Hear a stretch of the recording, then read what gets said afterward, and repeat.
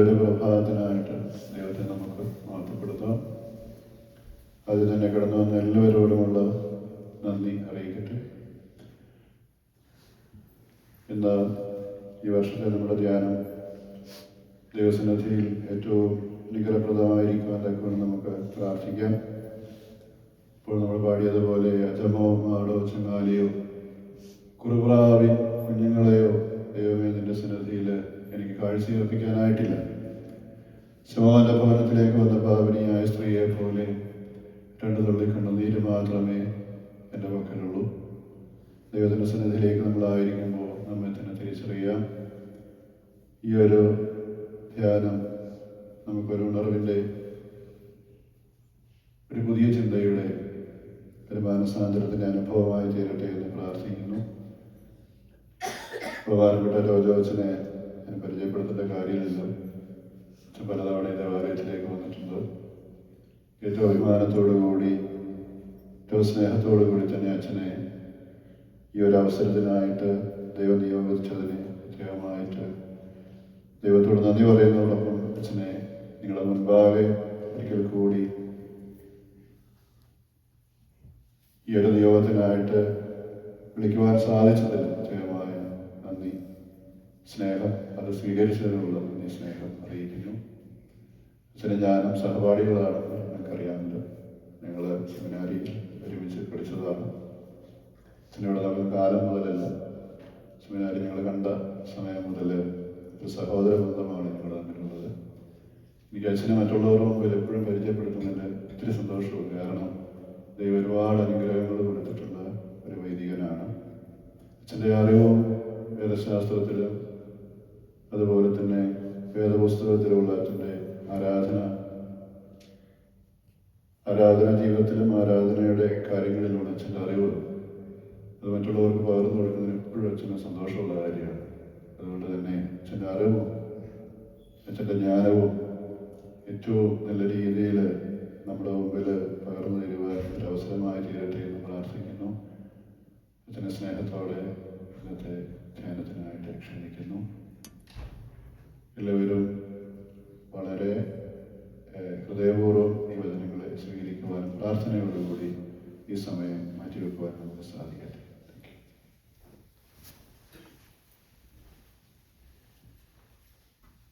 എന്നെ തന്നെ സന്നിധിയിൽ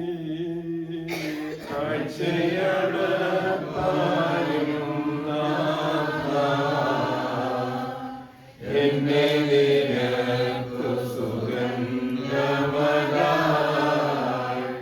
അർപ്പിപ്പാനും കൃപ ചെയ്ത എന്നാഥാനിൻ തിരുമുൻപിൽ ആത്മശരീരമനസ്സുകളെ ശോഭകരന്ന വിളക്കുകളായി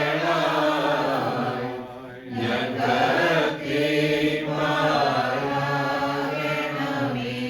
ആത്മശരീരമനസ്സുകളാം എന്നോട് തിരുമുൽ കാഴ്ചകളെ താനസുധാശ്വാസപ്രദനേ അൻപോടു കൈക്കൊണ്ടിടണമേ. പിതാവിനും പുത്രനും പരിശുദ്ധ റൂഹായ്ക്കും സ്തുതി. ആമേൻ. പ്രിയപ്പെട്ട ഷിനോദച്ചൻ, കർത്താവിൻ പ്രിയരെ, 2026 നോമ്പ് തീർന്നു അല്ലേ? നോമ്പ് തീർന്നു എന്നാണോ അതോ അയ്യോ നോമ്പ് തീർന്നു പോയല്ലോ എന്നാണോ? തീർന്നു.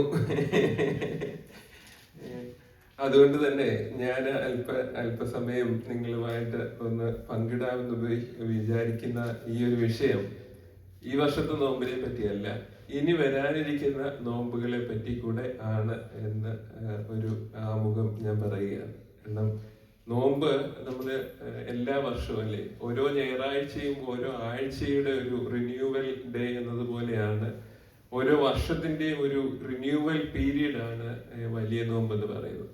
അതിലൂടെ നമ്മൾ കടന്നു പോവുകയും അതിൽ നിന്ന് നമുക്ക് കിട്ടുന്ന ഒരു ഹീലിംഗ് ഉണ്ട്. അതാണ് നമ്മുടെ ചിന്താ വിഷയം എന്ന് പറയുന്നത്. നോമ്പ്, Lent is A healing period.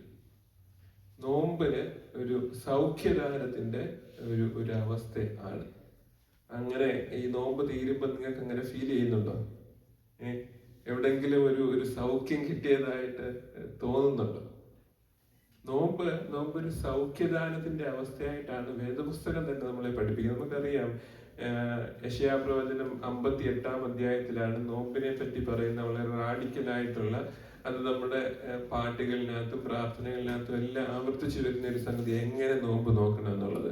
യെശയ്യാ പ്രവാചകൻ ഇസ്രായേലിനോട് പറയുന്നത് അല്ലെ, 58-ാം അധ്യായത്തിന്റെ 6 മുതലാണ്: അന്യായ ബന്ധനങ്ങളെ അഴിക്കുക, നുകത്തിന്റെ അമിക്കയറുകളെ അഴിക്കുക, പീഡിതരെ സ്വതന്ത്രരായി വിട്ടയക്കുക, എല്ലാ നുകത്തെയും തകർക്കുക, ഇതല്ലോ എനിക്കിഷ്ടമുള്ള ഉപവാസം.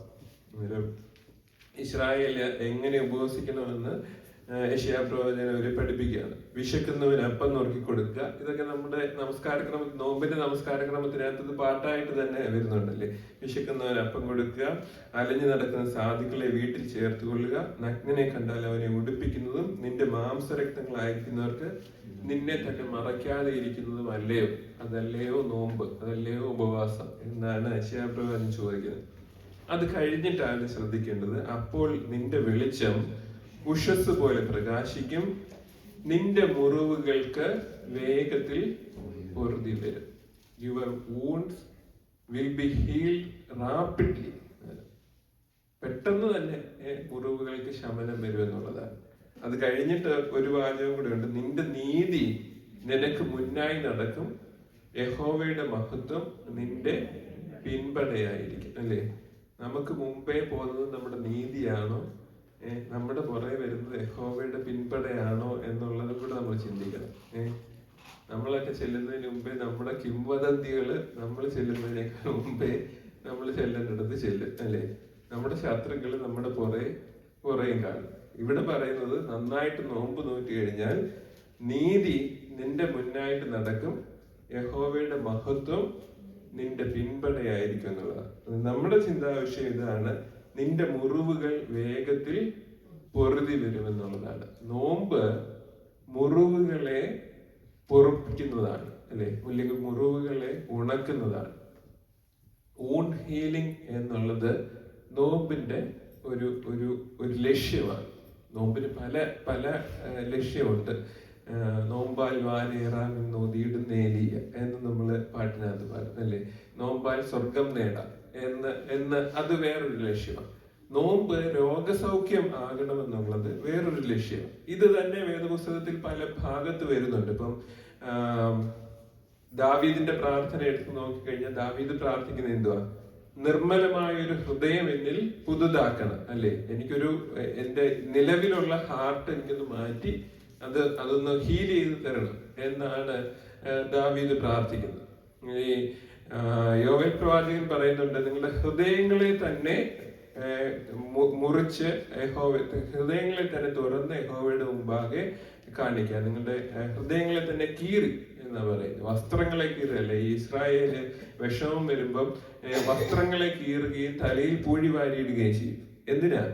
ഈ വസ്ത്രങ്ങളെ കീറുക എന്ന് പറഞ്ഞാൽ സ്വയം അനാവൃതമാക്കുക എന്ന് പറഞ്ഞാൽ ഞാൻ ഇത്രയേ ഉള്ളൂ എന്ന് ദൈവത്തിന്റെ മുമ്പാകെ കാണിക്കാൻ വേണ്ടിയിട്ടാണ്. ഞാൻ ഒന്നും ഒളിച്ചു വെക്കുന്നില്ല, ഞാൻ ഇത്രയേ ഉള്ളൂ എന്ന് ദൈവം മുമ്പാകെ നഗ്നരായിട്ട് നിൽക്കുക. അത് പഴയ നിയമത്തിലെ ഒരു ട്രഡീഷനായിരുന്നു. അപ്പോഴാണ് പ്രവാചകൻ പറയുന്നത്, വസ്ത്രങ്ങളല്ല കീറേണ്ടത്, നിങ്ങളുടെ ഹൃദയങ്ങളെ തന്നെ കീറണം. നിങ്ങളുടെ ഉള്ളിലിരിക്കുന്നതിനെ ദൈവത്തിന്റെ മുമ്പാകെ കാണിക്കാനാണ് പറയുന്നത്. അതായത് അത് ഒരു ഇന്റേണൽ ട്രീറ്റ്മെന്റ് ആവശ്യമാണെന്നാണ് യോവേൽ പ്രവാചകൻ പറയുന്നത്. അന്നേരം അത് ഉപവാസത്തിന്റെ സാഹചര്യത്തിലാണ് പറയുന്നത്. അന്നേരം നോമ്പ് എന്ന് പറയുന്നത് അങ്ങനെ നമ്മളെ ഒരു ഇന്റേണൽ ട്രീറ്റ്മെന്റും ആ ട്രീറ്റ്മെന്റിന്റെ ഔട്ട്കം ആയിട്ട് നമുക്കൊരു ഹീലിംഗും കിട്ടണം. അത് നമുക്ക് കിട്ടിയോ കഴിഞ്ഞ 40 ദിവസം കൊണ്ട്?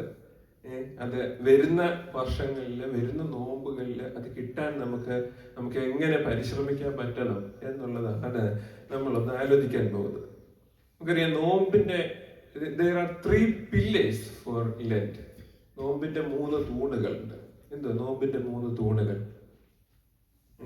നോമ്പിന്റെ അതും നമ്മുടെ പാട്ടുകളിനകത്തെല്ലാം വരുന്നത്. നോമ്പിന്റെ 3 തൂണുകൾ എന്താ? Fasting, prayer and arms giving, അല്ലേ? ഇത് ഏതെങ്കിലും ഒന്ന് മാത്രമുള്ള നോമ്പല്ല എന്ന് നമ്മൾ ഈ ദിവസങ്ങളിലൊക്കെ പ്രാർത്ഥനയിലായിട്ട് പറയുന്നുണ്ട്. ഭക്ഷ്യത്തിൽ മാത്രം നോമ്പുള്ളവൻ നോമ്പേൽപ്പോനല്ല. അതുപോലെ നിന്റെ അത് യശയാപ്രവചനം പറയുന്ന അതാണ് അതിന്റെ ബേസിസ് എന്ന് പറയുന്നത്. നഗ്നനെ കണ്ടാൽ ഉടുപ്പിക്കുക, നിന്റെ മാംസരക്തങ്ങൾക്ക് നിന്നെ തന്നെ മറയ്ക്കാതിരിക്കുക എന്നൊക്കെ പറയുന്നത്. അതായത് ഈ 3 കാര്യങ്ങളോട് ഒരുമിച്ച് വരണം: fasting, prayer and arms giving. ഇതാണ് ലെന്റിന്റെ 3 പില്ലേഴ്സ് ഓഫ് ലെന്റ്. ഇത് എന്താ പറയുന്നത്, സഭാവ്യത്യാസമില്ലാതെ എല്ലാ ക്രിസ്ത്യാനികളും പ്രാക്ടീസ് ചെയ്യാൻ ശ്രമിക്കുന്ന ഒരു സംഗതിയാണ്. ഒരാൾ ഉപവസിക്കുക എന്ന് പറഞ്ഞാൽ, ഒരാള് നോമ്പെടുക്കുക എന്ന് പറഞ്ഞാൽ, ഇത് 3ഉം ചെയ്യാനായിട്ട് താല്പര്യപ്പെടുന്നു. അതായത് ഈ 3 കാര്യങ്ങൾ എങ്ങനെ നമ്മളെ ഒരു ഹീലിങ്ങിന് നമ്മളെ ഹെൽപ്പ് ചെയ്യും. ആദ്യത്തെ എടുക്കാം, ഫാസ്റ്റിംഗ്, അല്ലെ? ഫാസ്റ്റിംഗ് നമുക്കറിയാം, ഇപ്പം അതൊരു ഫാഷൻ കൂടിയാണ്, അല്ലെ? ഇന്റർമിറ്റന്റ് ഫാസ്റ്റിംഗ് എന്ന് പറയും. ഇന്റർമിറ്റന്റ് ഫാസ്റ്റിംഗ് ചെയ്ത് കഴിഞ്ഞാൽ നമ്മുടെ ബെല്ലി ഫാറ്റ് കുറയും, ശരീരത്തെ അത് ഡീറ്റോക്സ് ചെയ്യും, അല്ലെ? അതാണ് ഒരു പ്രധാനപ്പെട്ട വാക്ക്, ഡീറ്റോക്സ് ചെയ്യുക, അല്ലെ? ശരീരത്തെ ഡീറ്റോക്സ് ചെയ്യുക. എങ്ങനെയാ സംഭവിക്കുന്നത്? അതൊരു സത്യമായ കാര്യമാണ്. എങ്ങനെയാ ശരീരം ഡീറ്റോക്സ് ചെയ്യുന്നത്? നമ്മൾ എപ്പോഴും സാധാരണ കഴിച്ചുകൊണ്ടേയിരിക്കുക, അല്ലെ? നമുക്കത് 3 4 നമുക്ക് സമയമുള്ളപ്പോഴെല്ലാം നമ്മൾ ആഹാരം കഴിക്കണം. കാരണം നമുക്ക് ആഹാരം കഴിക്കുക എന്ന് പറയുന്നത് അതൊരു ഹാപ്പിനെസ് തരുന്ന ഒരു കാര്യം കൂടെ, അല്ലെ? അതുകൊണ്ടാണ് നമ്മൾ ആഹാരം കഴിക്കുക. അന്നേരം നമ്മൾ ഈ ആഹാരം കഴിച്ചുകൊണ്ടിരിക്കുമ്പോൾ നമ്മുടെ ശരീരം എന്താ ചെയ്യുന്നത്? അകത്തേക്ക് പോകുന്ന ആഹാരത്തിലെ ന്യൂട്രിയൻസ് എടുക്കും, അത് ശരീരത്തിന് കൊടുത്തുകൊണ്ടിരിക്കും. ആഹാരം സ്റ്റോപ്പ് ചെയ്യുമ്പോൾ ഈ ശരീരത്തിന്റെ ഉള്ളിൽ തന്നെ കഴിക്കാനായിട്ട് തുടങ്ങും. ബയോളജിക്കൽ ടൈമിൽ അതിനെ ഓട്ടോഫാജി എന്നാ പറയുന്നത്. ശരീരത്തെ തന്നെ കഴിക്കാൻ തുടങ്ങും എന്ന് പറഞ്ഞാൽ അതുകൊണ്ടാണ് ഈ ബെല്ലി ഫാറ്റ് ഒക്കെ പോകുമെന്ന് പറയുന്നത്. നമുക്ക് ആവശ്യമില്ലാതിരിക്കുന്ന ഫാറ്റിനെയും നമ്മുടെ അൺവാണ്ടഡ് കെമിക്കൽസിനെയൊക്കെ ശരീരം തന്നെ കഴിക്കാനായിട്ട് തുടങ്ങും. അങ്ങനെ ശരീരം കഴിക്കാനായിട്ട് തുടങ്ങുമ്പോൾ ശരീരം ദാറ്റ്സ് എ ക്ലീനിങ് പ്രോസസ്. നമുക്ക് അൺവാണ്ടഡ് ആയിട്ട് നമ്മുടെ ഉള്ളിലിരിക്കുന്ന സംഗതികൾ ശരീരം തന്നെ അത് എടുക്കുകയും അത് ലിവറിലേക്കും കിഡ്നിയിലേക്കും പോകുന്നത് വഴി ശരീരത്തെ ക്ലീൻ ചെയ്യുകയും ചെയ്യും. അതിനെയാണ് ഓട്ടോഫാജി എന്ന് പറയുന്നത്. ഈ ഓട്ടോഫാജി നടക്കണമെന്നുണ്ടെങ്കിൽ ആഹാരം കഴിക്കാതിരിക്കണം. ഇത് നോർമലി നമ്മുടെ മനുഷ്യന്റെ ശരീരത്തിൽ നടക്കുന്ന എപ്പോഴാന്ന് ചോദിച്ചാൽ, നമ്മൾ ഈ രാത്രിയിൽ 8 മണിക്കൂറെങ്കിലും ഉറങ്ങുന്നവര് അത് അവരുടെ ആ സമയത്തൊന്നും നടക്കും.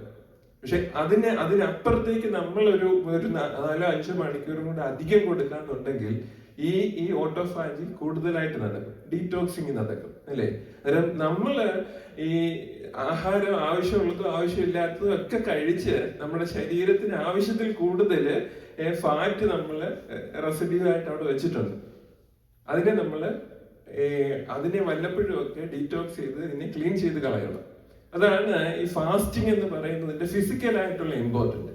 ഇനി ഇതേപോലെ തന്നെ ഈ ഫിസിക്കലായിട്ട് മാത്രമല്ല, നമ്മൾ ഈ കണ്ണിലൂടെയും ചെവിയിലൂടെയും വായിലൂടെ കഴിക്കുന്ന ആഹാരം അല്ലാതെ നമ്മുടെ കണ്ണിലൂടെയും ചെവിയിലൂടെയൊക്കെ എന്തുമാത്രം ആഹാരം നമ്മൾ എടുക്കുന്നുണ്ട്, അത് നമ്മൾ ചിന്തിക്കാറില്ല, അല്ലെ? നമ്മൾ കാണുന്നതും നമ്മൾ കേൾക്കുന്നതും നമ്മൾ അനുഭവിക്കുന്നതുമായിട്ടുള്ള ഒരുപാട് ജങ്കുകളുണ്ട്, അല്ലെ? നമ്മളിപ്പം വീട്ടില് ഇരുന്ന് കഴിഞ്ഞാൽ ചിലപ്പോൾ നേരം കിട്ടിക്കഴിഞ്ഞാൽ നമ്മൾ ഉടനെ ഫോൺ എടുത്ത് സ്ക്രോൾ ചെയ്യും. അതിന് പറയുന്ന പേര് തന്നെ ഡെഡ് സ്ക്രോളിംഗ് എന്നാ. എന്തുകൊണ്ട് ഡെഡ് സ്ക്രോളിംഗ് എന്ന് പറഞ്ഞു കഴിഞ്ഞാൽ അതിന് എൻഡില്ല. എത്ര സ്ക്രോൾ ചെയ്താലും അതങ്ങനെ താഴോട്ട് പൊയ്ക്കൊണ്ടേയിരിക്കും. അന്നേരം ഇത് നമ്മുടെ ഇന്ദ്രിയങ്ങളിലൂടെ നമ്മുടെ അകത്തേക്ക് കയറുന്ന ഒരുതരം ജങ്ക് ഫുഡാണ്. ഇപ്പൊ ചാനലുകൾ എടുത്തു കഴിഞ്ഞാൽ എല്ലാവരും ഇപ്പം ടിവിയും ഇന്റർനെറ്റും കണക്റ്റഡ് ആയതുകൊണ്ട് ഈ മൊബൈൽ ഫോൺ പോലെ തന്നെയാണ് ടിവിയും.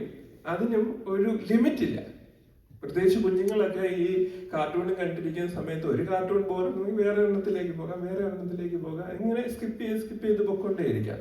അന്നേരം ഈ നമ്മുടെ വായിലൂടെ നമ്മളെടുക്കുന്ന ഫിസിക്കൽ ഫുഡ് മാത്രമല്ല, നമ്മുടെ ബാക്കി ഈ സെൻസ് ഓഫ് ഓർഗൻസിലൂടെ, ചെവിയിലൂടെ, കണ്ണിലൂടെ ഒക്കെ കിട്ടുന്ന നമ്മുടെ ഉള്ളിലേക്ക് പോകുന്ന ഒരു ജങ്ക് ഉണ്ട്. അന്നേരം ഉപവാസം എന്ന് പറയുന്നത് ആ ജങ്കിനെയും കൂടെ കൺട്രോൾ ചെയ്യാനായിട്ട് പറ്റണം, അതിനെയും കൂടെ സ്റ്റോപ്പ് ചെയ്യാനായിട്ട് പറ്റണം. അതുകൊണ്ട് ഈ അച്ഛനൊക്കെ ബർണബാസ് തിരുമേനിയെ പോലെയുള്ള പഴയ തലമുറയിലുള്ള മെത്രാപ്പൊലീത്തമാരൊക്കെ പറഞ്ഞു തരാറുണ്ടായിരുന്നു, രാവിലെ കുർബാനയ്ക്ക് പോകുമ്പോൾ പത്രം വായിക്കാൻ പാടില്ല, ന്യൂസ് കേൾക്കാൻ പാടില്ല, സ്റ്റീരിയോ ഓൺ ആക്കിയിട്ടുകൊണ്ട് കാറ് ഡ്രൈവ് ചെയ്യാൻ പാടില്ല എന്ന് പറഞ്ഞു കഴിഞ്ഞാൽ നമ്മൾ വിശുദ്ധ കുർബാനയ്ക്ക് പോകുമ്പോൾ വയറിന് മാത്രമല്ല ഫാസ്റ്റിംഗ് വേണ്ടത്, നമ്മുടെ മനസ്സിനും ഫാസ്റ്റിംഗ് വേണം. ഈ പറയുന്ന ഇൻഫർമേഷൻസ് ആകുന്ന ഫുഡ് ഉള്ളിലേക്ക് കയറി വരാനായിട്ട് പാടില്ല. അന്നേരം അത് ഫാസ്റ്റിങ്ങിന്റെ 2 തലങ്ങളാണ് അതൊക്കെ. അന്നേരം അങ്ങനെ നമ്മൾ നമുക്കൊരു ബ്രേക്ക് എടുക്കുമ്പോൾ, നമ്മുടെ ഉള്ളിലേക്ക് കൊടുക്കുന്നതിന് ഒരു ബ്രേക്ക് എടുക്കുമ്പോൾ നമ്മുടെ ഉള്ളിൽ ഇരിക്കുന്നതിനെ അത് ഓട്ടോഫാജി അത് തന്നെ ഭക്ഷിക്കുകയും അതിനെ ക്ലീൻ ആക്കുകയും ചെയ്യും. അത് ഫുഡ് മാത്രമല്ല, നമ്മളിലേക്ക് വരുന്ന ഇൻഫർമേഷൻസ് കൂടെയാണ്. അതുകൊണ്ടാണ് ഈ ഫാസ്റ്റിങ്ങിനെ ഗ്രീക്ക് ഓർത്തഡോക്സ് തിയോളജിയിൽ അല്ലെങ്കിൽ ഗ്രീക്കുകാർ അതിന് വേറൊരു പേര് കൂടെ വിളിക്കാറുണ്ട്. അത് ആസ്കസിസ് എന്നാണ് പറയുന്നത്. ഫാസ്റ്റിങ് ആസ്കസിസ് എന്ന വാക്ക് കേൾക്കുമ്പോൾ നിങ്ങൾക്ക് ഇംഗ്ലീഷിലെ എക്സർസൈസുമായിട്ട് ഒരു കണക്ഷൻ തോന്നുന്നുണ്ട്. എക്സർസൈസ് എന്ന വാക്ക് വന്നേക്കുന്നത് ഈ ആസ്കസിസ് എന്ന വാക്കിൽ നിന്നാണ്. എന്ന് പറഞ്ഞാൽ fasting is an exercise. Fasting is an exercise for our soul and spirit. അതാണ് അതിന്റെ ബേസിക് ആയിട്ടുള്ള അണ്ടർസ്റ്റാൻഡിങ് എന്ന് പറയുന്നത്. നമ്മൾ ഈ ശരീരം കൊണ്ട് എക്സർസൈസ് ചെയ്ത് നമ്മുടെ ഫാറ്റ് കുറയ്ക്കാൻ ശ്രമിക്കുന്നത് പോലെയാണ് ഉപവാസം എന്ന് പറയുന്നതും ഒരു വ്യായാമമാണ്. ആ വ്യായാമത്തിലൂടെ നമുക്ക് ശരീരത്തിന്റെ കൊഴുപ്പും നമുക്ക് കുറയ്ക്കാനായിട്ട് കഴിയും. നമ്മുടെ സോളിനകത്ത്, നമ്മുടെ ഇന്നർ സ്പിരിറ്റിനകത്ത് ഇരിക്കുന്ന അൺവാണ്ടഡ് ഈ കൊഴുപ്പിനെയും ഇറക്കി വിടാനായിട്ട് നമുക്ക് പറ്റും. അതാണ് ഈ ഉപവാസം കൊണ്ട് വരുന്ന ഹീലിങ്ങിന്റെ ഒരു എന്താ പറയുന്നത്. ഞാൻ ഈ പറയുന്നതിനെല്ലാം ഇന്ന് ഞാൻ പറയുന്നതിനെല്ലാം ഒരു ബയോളജിക്കൽ ഒരു ബേസിസ് കൂടെ വെച്ചുകൊണ്ടാണ് പറയുന്നത്, അല്ലെ? ന്യൂറോളജിക്കൽ ബയോളജിക്കൽ ബേസിസ് വെച്ചുകൊണ്ടാണ് പറയുന്നത്. അതാണ് അതിന്റെ ഒരു ബയോളജിക്കൽ ബേസിസ് എന്ന് പറയുന്നത്. രണ്ടാമതൊരു സംഗതി നിങ്ങൾ എപ്പോഴെങ്കിലും കേട്ട് കാണും, ഡോപ്പമിൻ എഫക്റ്റ് എന്ന് കേട്ടിട്ടുണ്ടോ? എന്ത് ഡോപ്പമിൻ എന്ന് പറയുന്നത്?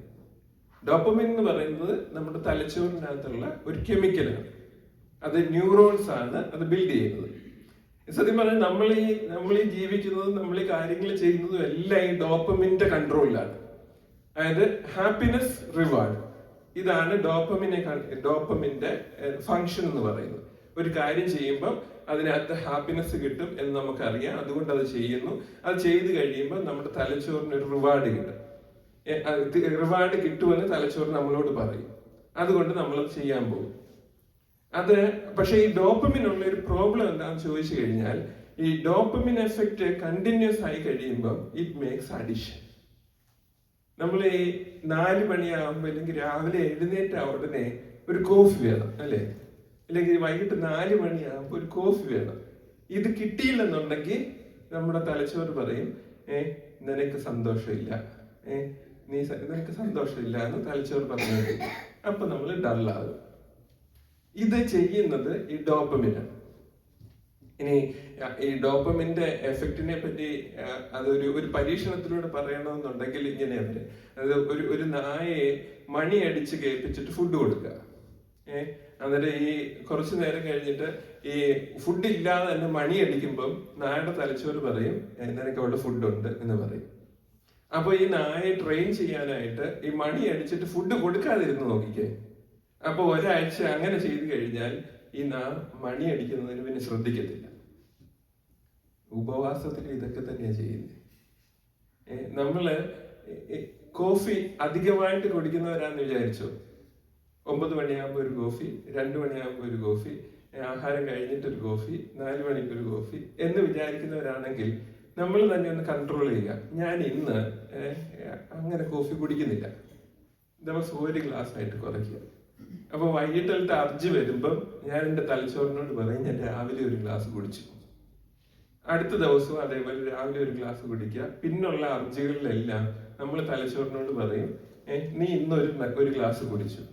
അങ്ങനെ ഒരാഴ്ച നമ്മൾ തലച്ചോറിനെ ശീലിപ്പിച്ചാൽ പിന്നെ ഈ 4 മണിയാകുമ്പോൾ തലച്ചോറ് പറയും, നീ ആഗ്രഹിക്കണ്ട, അവൻ നിനക്ക് തരത്തില്ല.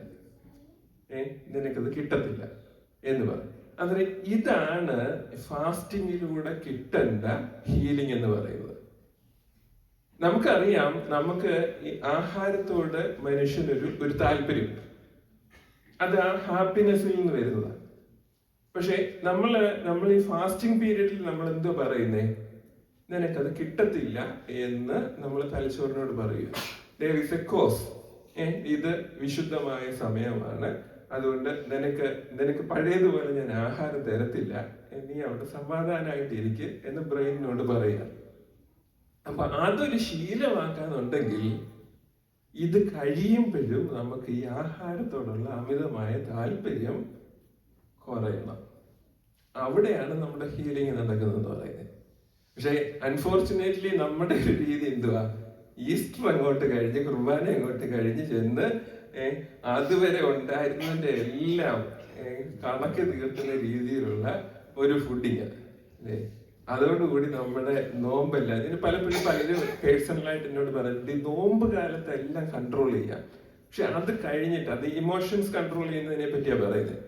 നോമ്പ് കാലത്ത് ഒത്തിരി കൺട്രോൾ ചെയ്യാൻ പറ്റുന്നുണ്ട്, പക്ഷെ നോമ്പ് അങ്ങോട്ട് കഴിയുമ്പോൾ പിന്നെ ദേഷ്യവും ഒക്കെ കൺട്രോൾ ചെയ്യാൻ പറ്റുന്നത്. ഞാൻ തിരിച്ചു പറയും, ഈ നോമ്പ് കാലത്ത് നമ്മൾ ഈ ഇമോഷൻസിനെ കൺട്രോൾ ചെയ്യുന്നത് എവിടെ വരുന്നതാണ്? നമ്മളെ തന്നെ ഒരു സ്റ്റാർവേഷനിലൂടെ കടത്തി വിടുന്നുണ്ട്. ആ സ്റ്റാർവേഷനിൽ ഇരിക്കുമ്പം നമ്മുടെ ഇമോഷൻസിനെയും നമ്മൾ കൺട്രോൾ ചെയ്യാൻ പഠിക്കും. ആ സ്റ്റാർവേഷൻ അങ്ങോട്ട് മാറി നമ്മൾ ഈ പറയുന്ന എല്ലാത്തിലേക്കും വീണ്ടും തിരിച്ചു പോയി കഴിയുമ്പോൾ പിന്നെ നമ്മുടെ കൺട്രോളും നമ്മുടെ കയ്യിൽ നിന്ന് വിട്ടുപോകും.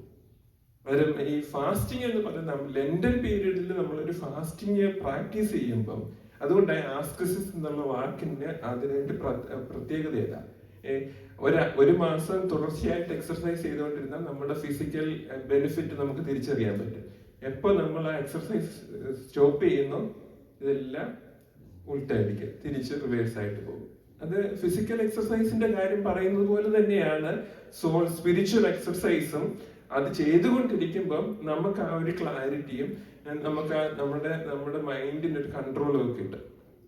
അത് സ്റ്റോപ്പ് ചെയ്ത് കഴിയുമ്പോൾ നമ്മുടെ മൈൻഡിന്റെ കൺട്രോള് ലോസ് ചെയ്യാൻ പോകും. പിന്നെ നമുക്ക് ഇമോഷൻസിനെ കൺട്രോൾ ചെയ്യാൻ പറ്റത്തില്ല, നമ്മുടെ ആങ്കറിനെ കൺട്രോൾ ചെയ്യാൻ പറ്റത്തില്ല, നമ്മുടെ എൻവിയെ കൺട്രോൾ ചെയ്യാൻ പറ്റത്തില്ല. അങ്ങനെ ഒരു അവസ്ഥയിലേക്ക് വരും. അന്നേരം ഇതൊരു എക്സർസൈസ് ആണ്, ഇതൊരു സ്പിരിച്വൽ എക്സർസൈസ് ആണ്. To make our self healed, നമ്മളെ തന്നെ സൗഖ്യമാക്കാൻ വേണ്ടി നമ്മൾ ചെയ്യുന്ന ഒരു സംഗതിയാണ്. അന്നേരം അങ്ങനെ സൗഖ്യമാക്കുക വഴി നമ്മൾ ചെയ്യുന്നത് എന്താണെന്ന് ചോദിച്ചു കഴിഞ്ഞാൽ, ഒരു പരിധിക്ക് അപ്പുറത്തേക്ക് ഇതിനെ ഒന്നും സ്നേഹിക്കുന്നില്ല എന്നുള്ളൊരു അവസ്ഥയിലേക്ക് വരുന്നു. ഒരു പരിധിക്ക് അപ്പുറത്തേക്ക് ഇതിനോടൊന്നും അറ്റാച്ച്മെന്റ് ഇല്ല എന്നുള്ള ഒരു അവസ്ഥയിലേക്ക് വരണം.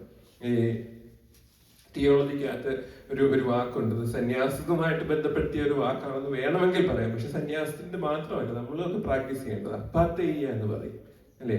പാത്തോസ് എന്ന വാക്ക് നിങ്ങൾ കേട്ടിട്ടുണ്ടല്ലോ അല്ലെ. പാത്തോസ് എന്തുവാ? പാത്തോസ് എന്ന് പറഞ്ഞാൽ നമ്മൾ സാധാരണ വിഷമത്തെ പറ്റി, പാത്തോസ് എന്ന് പറഞ്ഞാൽ ഇമോഷൻ എന്നാണ് അതിന്റെ അർത്ഥം. ഹാർഡ് ആയിട്ടുള്ള സ്ട്രോങ് ആയിട്ടുള്ള ഇമോഷൻസിനെ പാത്തോസിന്റെ ഓപ്പോസിറ്റ് ആണ് അപ്പാത്തേയ്യ എന്ന് പറയുന്നത്. അപ്പാത്തേയ്യ എന്ന് പറഞ്ഞാൽ ഡിസ്പാഷൻ. We want to create a dispassion into our passions. അതാണ് നമ്മൾ ഈ ഫാസ്റ്റിങ്ങിലൂടെ നമ്മൾ എക്സ്പെക്ട് ചെയ്യേണ്ടത്. അത് കിട്ടുന്നിടം വരെ നമ്മൾ ഫാസ്റ്റ് ചെയ്യണം. We want to create a detachment into our passions. എന്താ ഈ പാഷനും ഇമോഷനും തമ്മിലുള്ള വ്യത്യാസം? ഇമോഷൻ എന്ന് പറയുന്നത് എല്ലാ മനുഷ്യർക്കും ഉള്ളതാ അല്ലെ. Anchor is an emotion. When anger becomes rage, it becomes passion. Hunger is an emotion. When hunger becomes gluttony, it becomes passion. അതാണ് ഇമോഷനും പാഷനും തമ്മിലുള്ള വ്യത്യാസം എന്ന് പറയുന്നത്. Emotion it's naturally that's in us. But the emotion, when it will become uncontrolled, it becomes passion. നമുക്കൊരാളോട് ദേഷ്യമുണ്ട്, ശരിയാ, കുഴപ്പമില്ല, ആ ദേഷ്യം കുറച്ച് കഴിയുമ്പോൾ അങ്ങ് ശമിക്കും. പക്ഷെ ആ ദേഷ്യം പകയായിട്ട് മാറിക്കഴിഞ്ഞാൽ അവിടെയാണ് പ്രോബ്ലം ഉണ്ടാകുന്നത്. അത് പിന്നെ അങ്ങോട്ട് ഒരു നാശത്തിന്റെ അവസ്ഥയിലേക്ക് പോകും. ഈ ഇമോഷനും പാഷനും തമ്മിലുള്ള വ്യത്യാസം എന്താണെന്ന് ചോദിച്ചാൽ, അതൊരു ഇമോഷൻ ലെവലിൽ ഇരിക്കുമ്പോൾ നമുക്ക് അതിനെ സബ്സൈഡ് ചെയ്യാനായിട്ട് നമുക്ക് പറ്റും. When it become a passion, it will control us. നമ്മള് ഗ്ലട്ടണിയിലേക്ക് പോയി കഴിഞ്ഞാൽ മസാല ദോശ കഴിക്കാൻ വേണ്ടി 100 മൈൽ യാത്ര ചെയ്ത് നമ്മൾ വണ്ടിയായിട്ട് വേണമെങ്കിൽ പോകും. അത് ഹങ്കർ ആണെന്നുണ്ടെങ്കിൽ നമ്മൾ ഇപ്പൊ അതിന് ഇല്ലെങ്കിലും കുഴപ്പമില്ല, ഇപ്പൊ എനിക്കത് നേരമില്ല എന്ന് നമുക്ക്, ഇല്ലെങ്കിൽ ഇപ്പൊ അതിന് വലിയ അതിന്റെ പ്രയോറിറ്റി അല്ല എന്ന് പറയും അല്ലേ. അതാണ് ഇമോഷനും പാഷനും തമ്മിലുള്ള വ്യത്യാസം. When emotion become passion, we will be slaves of passion. പിന്നെ അതാണ് നമ്മളെ കൺട്രോൾ ചെയ്യുന്നത്. ഈ റേജും ഒരു റിസെന്റ്മെന്റും നമ്മുടെ ഗ്ലട്ടണിയും അതേപോലെയൊക്കെയുള്ള ആ എക്സ്ട്രീം ആയിട്ടുള്ള നമ്മുടെ വാണ്ടിങ്സ്, അതിനെയാണ് പാഷൻ എന്ന് വിളിക്കുന്നത്. അതിനാൽ ഈ പാഷൻസിനെ ആയിട്ട് ഡിറ്റാച്ച് ചെയ്യണം. പാഷൻസുമായിട്ട് ഡിറ്റാച്ച് ചെയ്യാൻ വേണ്ടിയിട്ടാണ് നമ്മൾ ഉപവസിക്കണം എന്ന് പറയുന്നത്. അങ്ങനെ ഒരു ഡിറ്റാച്ച്മെന്റ് ഉണ്ടായി കഴിഞ്ഞാൽ that will heal us, that will make us into a balanced life. അന്നേരം എവിടെയാണ് നമ്മൾ ഹീലിംഗ് വേണമെങ്കിൽ എന്താ വേണ്ടത്? ഹീലിംഗ് പ്രോസസ്സിന് ഒരു എന്താ പറയുക, ഒരു ലെവലുണ്ട് അല്ലെ, ഒരു സ്റ്റെപ്സ് ഉണ്ട്. We have to diagnose what's our problem, then we have to undergo the treatment, then we will get the outcome. Diagnosis എന്ന് പറയുന്നതാണ് ഈ പാഷനെ തിരിച്ചറിയുക എന്ന് പറയുന്നത്. ഈ പാഷനെ തിരിച്ചറിഞ്ഞിട്ട് അതിനുള്ള ട്രീറ്റ്മെന്റ് ആണ് ഫാസ്റ്റിംഗ് എന്ന് പറയുന്നത്. അന്നേരം പാഷനെ തിരിച്ചറിഞ്ഞ് ആ പാഷന് വേണ്ടി ആ പാഷനെ കട്ട് ചെയ്യാൻ തക്കവണ്ണം ഫാസ്റ്റിംഗ് നമ്മൾ അപ്ലൈ ചെയ്യാന്നുണ്ടെങ്കിൽ we can get the result. അങ്ങനെ വരുമ്പോൾ ഫാസ്റ്റിംഗ് എന്ന് പറയുന്നത് it's not only for food. അതുകൊണ്ടാണ് പിതാക്കന്മാര് പറഞ്ഞ് പക്ഷത്തിൽ മാത്രം നോമ്പുള്ളവൻ നോമ്പേൽപ്പോൻ അല്ല എന്നുള്ളത്. ആഹാരം മാത്രം വെടിഞ്ഞാൽ ഫാസ്റ്റിംഗ് ആവത്തില്ല. ആഹാരത്തോടൊപ്പം നമ്മൾ ചിന്തിക്കേണ്ട ഇങ്ങനെയൊക്കെയുള്ള എനിക്ക് ഇങ്ങനെ ഒരു പാഷനുണ്ട്, അല്ലെങ്കിൽ എനിക്ക് ഇങ്ങനെ ഒരു അഡിക്ഷൻ ഉണ്ട്. അങ്ങനെ ഒരു അഡിക്ഷൻ ഉണ്ടെന്ന് എനിക്ക് മനസ്സിലാക്കി കഴിഞ്ഞാൽ ആ അഡിക്ഷനെ കട്ട് ഡൗൺ ചെയ്യാനായിട്ട്, ബ്രേക്ക് ഡൗൺ ചെയ്യാനായിട്ട് നമ്മൾ ശ്രമിക്കണം. അവിടെയാണ് നമ്മുടെ ഫാസ്റ്റിംഗ് വരുന്നത്. അപ്പൊ അവിടെയാണ് ഈ ഫാസ്റ്റിങ്ങിനകത്ത് ഡിജിറ്റൽ ഫാസ്റ്റിങ്ങിന്റെ ഇമ്പോർട്ടൻസ് വരുന്നത് അല്ലെ. ഈ അടുത്ത കാലത്ത് സഭകളൊക്കെ ഡിജിറ്റൽ ഫാസ്റ്റിംഗ് പ്രാക്ടീസ് ചെയ്യാനായിട്ടുള്ള ഓരോ ടിപ്സുകളൊക്കെ പറഞ്ഞു കൊടുക്കുക. അല്ലെങ്കിൽ കേരളത്തിലൊക്കെ ചില സഭകളൊക്കെ ഒരാഴ്ച നിങ്ങൾ കാർ ഉപയോഗിക്കാതെ ഒരാഴ്ച ഫോൺ ഉപയോഗിക്കുന്നത് കുറയ്ക്കണം എന്നൊക്കെ നോമ്പിന്റെ ഭാഗമായിട്ട് പറയാറുണ്ട്. അതിന്റെ ഇമ്പോർട്ടൻസ് ഇതാണ്. It's not only a physical exercise, but it's also will go to the spirit or soul. അന്നേരം അങ്ങനെ ഒരു എക്സർസൈസ് ഫീൽ നമ്മൾ ചെയ്ത് കഴിഞ്ഞാൽ അത് നമ്മളെ നമ്മുടെ ഫിസിക്കലായിട്ടും ഹീൽ ചെയ്യും, നമ്മുടെ ഇന്നർ സെൽഫിനെ ഇന്റേണൽ ആയിട്ടും അത് ഹീൽ ചെയ്യാനായിട്ട് പറ്റും എന്നുള്ളതാണ്. അന്നേരം അതാണ് ഫാസ്റ്റിങ്ങിന്റെ ഒരു ഹീലിംഗ് ആസ്പെക്ട് എന്ന് പറയുന്നത്. ഇനി നമുക്ക് പ്രയറിലേക്ക് വരാം. നമ്മൾ എപ്പോഴും ചെയ്യുന്ന കാര്യമാണ് അല്ലേ, നോമ്പിൽ ഇച്ചിരി കൂടുതൽ ചെയ്യും അല്ലേ. അതെ, ഈ നോമ്പിൽ കൂടുതൽ ചെയ്തത് കൊണ്ട് നമുക്ക് ഹീലിംഗ് ഉണ്ടോ? അതാണ് നമ്മൾ ആലോചിക്കേണ്ടത്. അടുത്ത നോമ്പിലേക്ക് വരുമ്പോഴും ഒക്കെ നമ്മൾ ചിന്തിക്കേണ്ടതാണ്. നമ്മുടെയൊക്കെ പ്രാർത്ഥനയുടെ പ്രോബ്ലം എന്താണെന്ന് ചോദിച്ചു കഴിഞ്ഞാൽ, ഒരു ട്രഡീഷണൽ ഓർത്തഡോക്സ് ക്രിസ്ത്യാനികൾ എന്നുള്ള രീതിയിൽ പലപ്പോഴും ഈ അച്ഛന്മാരൊക്കെ അച്ഛന്മാരുടെ ഇടയിലുള്ള ഒരു ചിന്ത എന്താണെന്ന് ചോദിച്ചാൽ, ചിലർക്ക് ഇതെല്ലാം ചൊല്ലി തീർക്കണം അല്ലേ, ഒന്നും വിടാൻ പാടില്ല. ചിലർ പറയും നിങ്ങൾ ചൊല്ലി തീർക്കുന്നതിലല്ല കാര്യം, ചൊല്ലുന്നത് നിങ്ങൾ മനസ്സറിഞ്ഞ് ചൊല്ലുന്നുണ്ടോ എന്നുള്ളത്. അത് തന്നെയാണ് if your heart is involved in this, നിങ്ങളുടെ ഹൃദയം ഇതിനകത്ത്, നിങ്ങൾ ഈ ചൊല്ലുക എന്ന് പറയുന്നത് തലയുടെ പരിപാടിയാണ്. It's a role of mind അല്ലേ. നിങ്ങൾ വായിക്കുക, അത് ഉരുവിടുക, അത് ചൊല്ലി തീർക്കുക എന്ന് പറയുന്നത് തലച്ചോറ് ചെയ്യുന്ന പരിപാടിയാണ്. പക്ഷെ ആ തലച്ചോറ് ചെയ്യുന്ന പരിപാടിയിലേക്ക് നിങ്ങളുടെ ഹൃദയം പാർട്ടിസിപ്പേറ്റ് ചെയ്യുന്നുണ്ടോ എന്നുള്ളതാണ്. നമുക്ക് വൈകിട്ട് 7 മണിക്ക് പ്രാർത്ഥിക്കണം, പ്രാർത്ഥിച്ചില്ലെങ്കിൽ ഫുഡ് കിട്ടത്തില്ല എന്ന് പിള്ളേർക്ക് ഒരു ഇതുണ്ടെന്നുണ്ടെങ്കിൽ അവര് ഓട്ടോമാറ്റിക് ആയിട്ട് വന്നിരിക്കും, പറഞ്ഞിട്ട് 10 മിനിറ്റ് കൊണ്ട് എല്ലാം കൂടെ കംപ്ലീറ്റ് ചെയ്യും. അമ്മേ ഞങ്ങൾ പ്രാർത്ഥിച്ചു എന്ന് പറയുന്ന അവിടുത്തെ പ്രോബ്ലം എന്താണെന്ന് ചോദിച്ചു കഴിഞ്ഞാൽ, that's a action of our mind only. നമുക്കൊരു ഒരു ടാസ്ക് ചെയ്തു തീർക്കണം, അത്രേ ഉള്ളൂ. പക്ഷെ ഈ ടാസ്ക് ചെയ്ത് തീർക്കുന്നതിലല്ല, how our heart is involving to that process. പ്രാർത്ഥനയിൽ എപ്പോഴും ശ്രദ്ധിക്കേണ്ട ഒരു സംഗതി അതാണ്. ഈ ഹാർട്ട് ഇൻവോൾവ്ഡ് അല്ല എന്നുണ്ടെങ്കിലുള്ള പ്രോബ്ലം എന്താന്ന് ചോദിച്ചു കഴിഞ്ഞാൽ, നമ്മുടെ ശരീരം മാത്രമേ അവിടെ കാണത്തുള്ളൂ. മനസ്സ് എവിടേക്കായിരിക്കും? ഇന്ന് ജോലി സ്ഥലത്ത് ചെയ്ത എന്തെങ്കിലും ഒരു അബദ്ധത്തിലായിരിക്കും, ഇല്ലെങ്കിൽ നാളെ കാണാൻ പോകുന്ന ആളെ പറ്റിയുള്ള ആ ചിന്തയിലായിരിക്കും, ഇല്ലെങ്കിൽ 2 ആഴ്ച മുമ്പ് അവൾ എന്നോട് പറഞ്ഞ കാര്യം, അവൾ എന്നാലും അങ്ങനെ എന്നോട് പറയാൻ കാരണമുണ്ടോ എന്നൊക്കെ ഇങ്ങനെ മനസ്സിങ്ങനെ വാണ്ടർ ചെയ്തുകൊണ്ടേയിരിക്കും. നമ്മൾ ഒരു വശത്ത് കൊണ്ട് പ്രാർത്ഥിച്ചുകൊണ്ടേയിരിക്കും. അന്നേരം പ്രയർ ഒരു healing എഫക്റ്റിലേക്ക് മാറണമെന്നുണ്ടെങ്കിൽ we should sink our mind to our heart in prayer. അതൊരു നമുക്കൊരു ഇൻവോൾവ്മെന്റിന്റെ കാര്യമാണ്, അല്ലെ? ഒരു പ്രസൻസ് ഓഫ് മൈൻഡിന്റെയും ഇൻവോൾവിന്റെ ഒക്കെ ഒരു കാര്യമാണ്. മറ്റൊരു സംഗതി, ഈ പ്രാർത്ഥനയുമായിട്ട് ബന്ധപ്പെട്ട് പ്രാർത്ഥനയുടെ ഹീലിംഗ് എഫക്റ്റിനെ പറ്റി മനസ്സിലാക്കണമെങ്കിൽ നമ്മൾ മനസ്സിലാക്കേണ്ട ഒരു സംഗതിയുണ്ട്. അല്പം ഫണ്ണി ആയിട്ട് നമുക്ക് തോന്നുന്നു. അതിന് പറയുന്ന ഒരു പേര്, നമ്മുടെ മനുഷ്യന്റെ മനസ്സിന്റെ ഒരു അവസ്ഥയെ പറ്റി, അത് ബുദ്ധിസ്റ്റ് തിയോളജിയിലൊക്കെ പറയുന്ന ഒരു സംഗതിയാണ്. Our mind is like drunken monkeys.